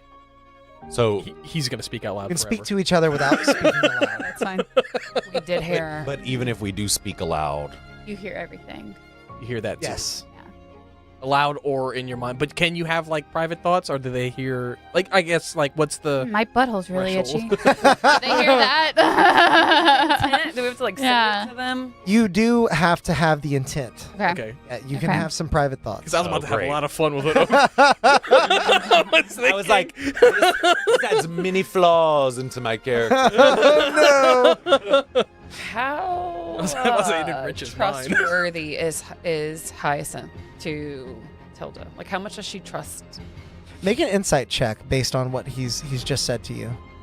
I'll say with advantage. You know him pretty well. Is that the noble? Roll again. You get advantage. That is one of the nobles. Oh, there was Okay. multiple. Or two. You want to try another one? Nice. 8. He can be hard to get a read on. After all, he's the one that sent you on that first adventure.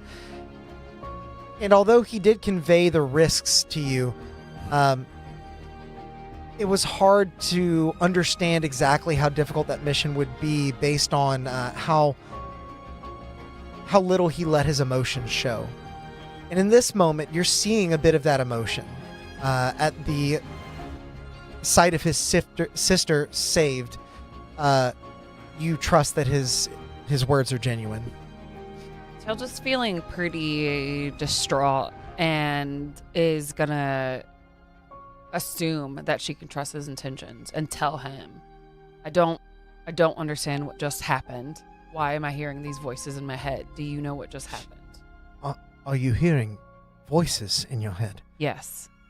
Of who? I don't know. I'm Ogudar.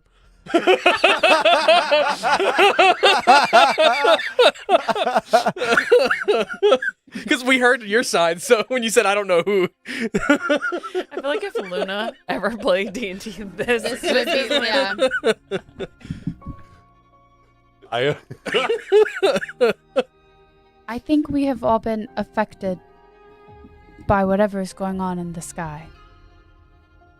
And something has linked us. I haven't seen the sky, right? Like I'm Oh, you've seen it. yes. That's what I was just about to say. You'll very quickly, the sky and then silence. The sky? Oh, because you're a drow. As He's from a bit the, of Underdark. silence sort of hangs in the air at your location, Tilda, Ilsavel looks towards her brother. Surely this has something to do with the Far Realm Shard in Nycerin. Brother, you must send back up there. You must send people. It's more than Amar. I will go if I must. I will organize whatever raid must take place. Maybe a smaller force has a greater chance of success. If Amar lives, then perhaps he knows something that we don't. You see Hyacinth sort of mull it over for a moment. You make a sound point, but I cannot allow you to go, Ilsavel. I cannot. Tilda, I hate to ask more of you. But seeing as you are somehow afflicted by perhaps what lies in Nycerin, would you be willing to investigate? How far is Nycerin from where we are? The quickest path you know well would venture you through the frigid pass once more. But you could be there in less than a week's time. I don't know how far it is from me. Yeah, I'm trying to think through like how to like check in location with you. You know, like I'm just We're all- responding because all I heard was you said, how far is Nycerin from you? From us. And so he's saying, I don't know. you can't hear him. You can't hear him. No, we only hear you. So as this conversation continues and as the other individuals in this room are getting closer to you, Tilda, you hear another muffled voice enter, and you are starting to hear more of the conversation, but they have to be within a certain distance. Okay. Okay. Sorry, I forgot to mention that. Oh, no, I was having fun with it. I was just getting bits and pieces. Nycerin's close to where I'm at, right? Nycerin is kind of a midpoint for several of you. Okay. It's closest to Tilda, but Did we hear any of the conversation that just happened? you would have heard about the Far Realm Shard and Nycerin. That's it. Nothing Yeah. about the Amar. attack or the You would have heard sending reinforcements. That sending kind of situation. reinforcements. Yes. And I assume that means you heard it require going through the frigid pass again. You all hear nothing. I will begin. I'm gonna go find all my members, my brothers. Everyone, listen up! I have heard the word of our Lord. I don't know what else to call him. Lord Hyacinth is in the proximity of Tilda. Oh. You probably had heard his name. Good. Oh no, I'm talking about the creature. Yeah, I know. Okay. If you wanted to come up with a name. Yeah. The great Lord Jelly monster. Echo. And he'll kind of Okay. It does make sense. I've certainly heard echoes in my dreams. This is happening inside my mind. I'm laughing. We don't have telepathic link in real life. I know. Wish we did. Now, although that is good and well, we must begin to prepare.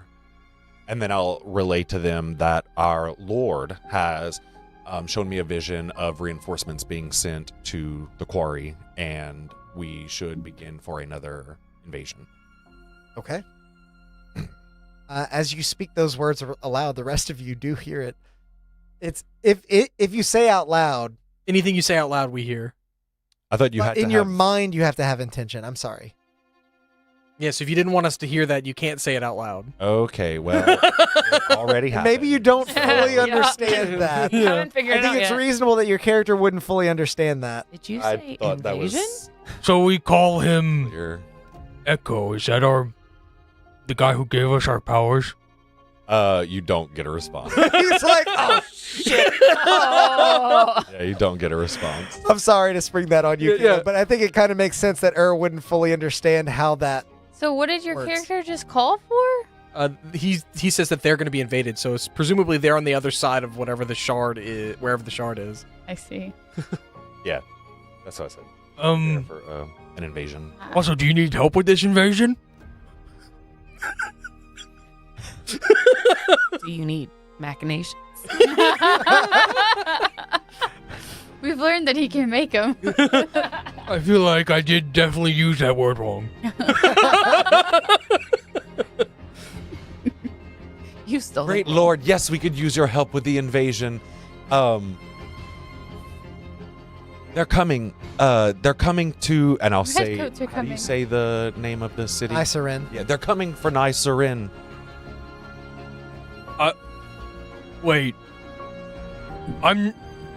Me, Lord? His brain's broken because he was just told that he has to go to Nicerin by this one, and then you're saying I have to defend Nicerin from. Yes, And he's like, you came to me in a vision. A lonely servant of the people. What people? The people of Nicerin that you should defend. So we're going to protect Nicerin. Well, yes, why shouldn't we? Oh, yeah. Okay. Wait. I don't know. no one else is jumping in. Oak is very easily persuaded. You're trying to defend Nicerin. Are you in Nicerin? Where are you? Who are these? Are these the other machinations? Are these your other prophets that you've contacted? Did you know who we are? Lord? I don't really know them. One of them I think keeps being referred to as Tilda. The great Tilda. Prophetess Tilda. What a wonderful title. Thank you. Yeah, he's blown so much smoke up your ass. Where are you I at? feel it. Hmm? Where are you? Oh, in the realm. I'm on my way. We have to protect Nicerin. From The invasion. of? Not sure. Nobody really knows. Our deities work in mysterious A's way, don't they? Yeah. So, am I meeting you in Nicerin? Are you meeting me in Nicerin? Well, we could both meet in Nicerin. Where is Nicerin? To be in Nicerin to defend it. Okay. Aren't you defending it from us? Are we attacking Nicerin? I am.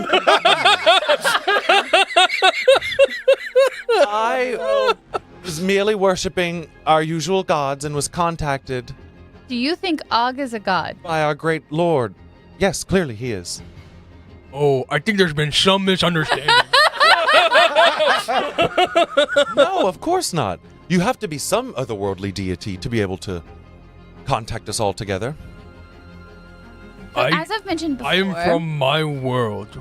What world are you from? You're killing it with that accent. My world as well. I am from Inniset. What I've town are never you? What been town are you in? Right now? Mm-hmm. This very moment? Currently, right now. Where am I? Ashendale. I'm in Ashendale. I'm not in a town where I'm around a base encampment. Can I insight check him? You definitely can. Make a deception check, Caleb. Or persuasion. Mm-hmm. I know. Players know. 21. Ooh. Did you take a chat roll? Mm-mm.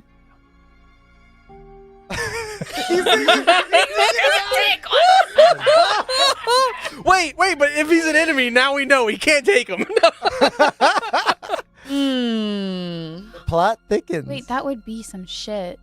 Did you hear me? I said 7. I didn't. He hasn't used a didn't chat take roll one. this whole time. Whoa. He did. Did we just get another item, or did you accidentally push that? I didn't push anything. An Daniel. uncommon item. We got one. Daniel A Struve. boomerang. A +1 boomerang. Where's the +1 boomerang going, buddy? I got a no for this campaign. Usually I can work it in, but these guys are nowhere near each other, so we gotta find out. Yeah. So I can tell when someone's telling me a lie. And you can keep your secrets to yourself, but I do not trust you. Udar has no reason to mislead I'm you. not talking. I'm talking to the one who lies.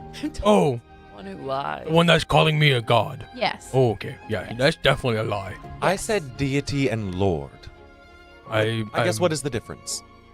I don't know. Okay, so let's. You tell me. Oh yes, I get the point. So I'll ask you again. Where are you? A base encampment, not a town. We have established that that is a lie.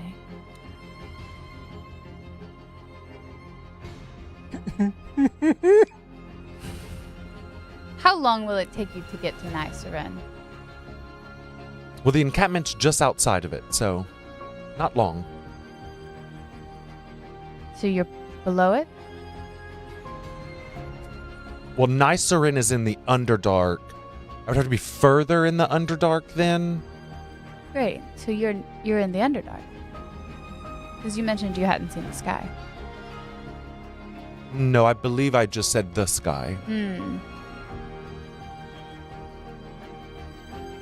I wish I could see you. Well, I guess we'll see each other in Nicerin. And then we will decide if we will be Great working defense together or shall not. Great defense shall happen. Something. Can't wait to meet all of you. Tilda, are you all right? You've been staring off I at a understand wall. This question may take quite the ponderance, but He did ask you if you were gonna.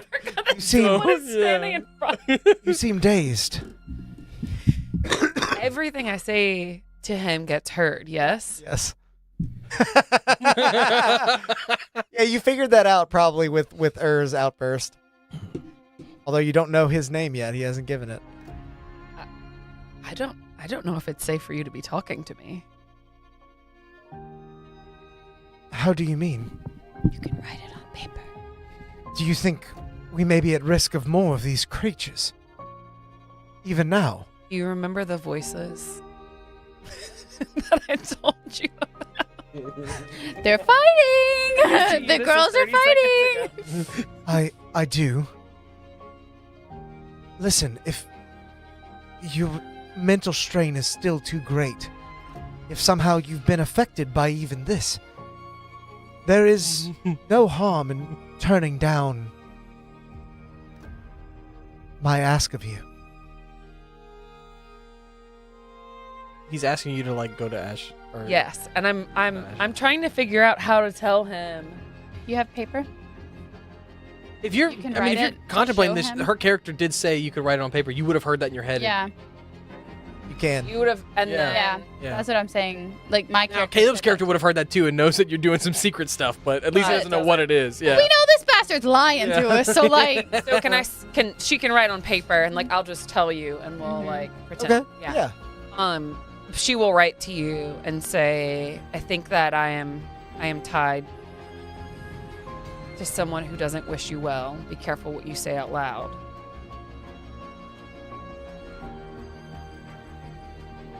They write back on the same slip of paper. Are they from Nicer Inn? Huh? So we haven't figured that out yet. She writes back, I'm uncertain, but I believe they are right outside of Nicerin. I can go to help you, but will it put you at more risk? We got another item. We got an immovable rod! Oh, we really? What is it? Brett is gonna be The so ultimate jealous. game-breaking item. Here it comes. Brett's gonna be so jealous. Okay, so then that goes to either Ashley or Sam. You have to pick. While this conversation continues, Wisp, you in the rubble Are we of one of saying these Caleb buildings, you find a bit of rare got one. treasure that hasn't been picked over already. You find a metallic weapon that is shaped at a right angle. It appears quite light in your hands, but rigid and firm. It doesn't bend under stress.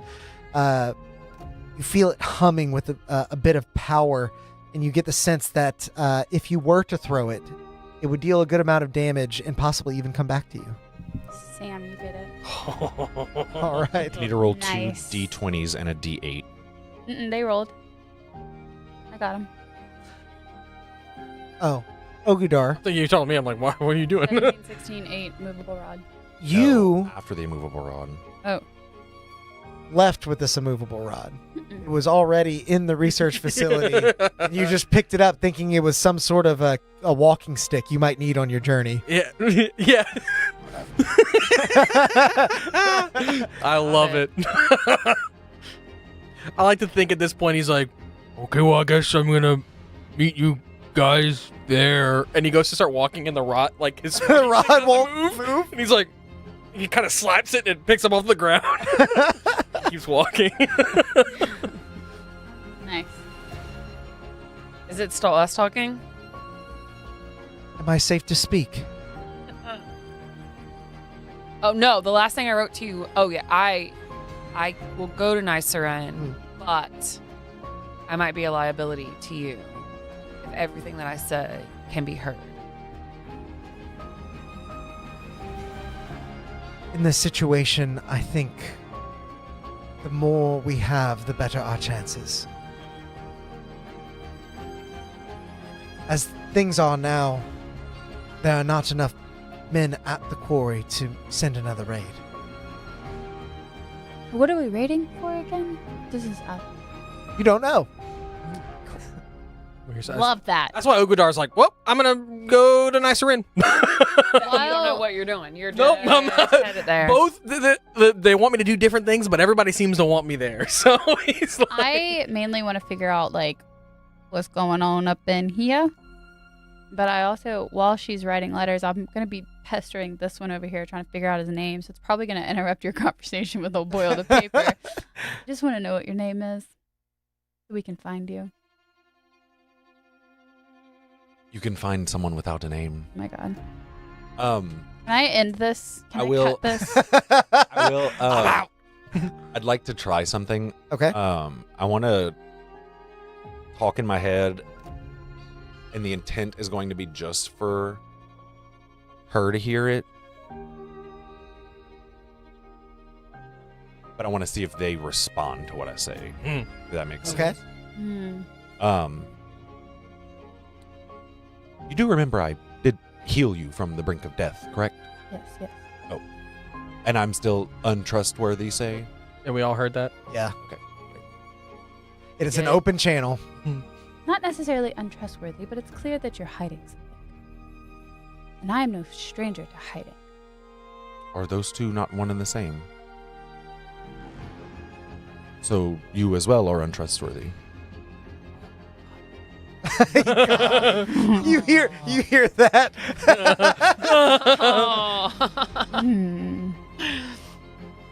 As all of you continue to contemplate this new connection between possible allies, possible enemies, one thing rings true in the back of your mind. Yeah. You recall the last thing that the voice told you. You must protect her. Hilda, you look to Ilsavel as you hear those words. You must save him. And as Lord Hyacinth doesn't need saving, you are left to ponder who that second being may be. This motherfucker. And that is where we will end our session for tonight. So we're left to wonder who we're protecting. I said, is this motherfucker? Thank you, everyone, for That the was awesome. incredible curiosity and activity in chat. I love that you guys are having so much fun with this. We have a slew of rolls and magic items for our adventurers to use in the next session. Be sure, if you haven't already, subscribe to the channel, because next week we're actually starting another campaign run by our very own Sam, off to my left here, that takes place even before all this. Both of these will end up being monthly campaigns that we run alongside our regular Ashen Saga campaign that we run normally on Wednesdays every 7 p.m. Every Wednesday at 7 p.m. Central Time. But until then, go out there and make some chaos. Bye. Bye. Did you know for the entire journey, Ogadar is going to be like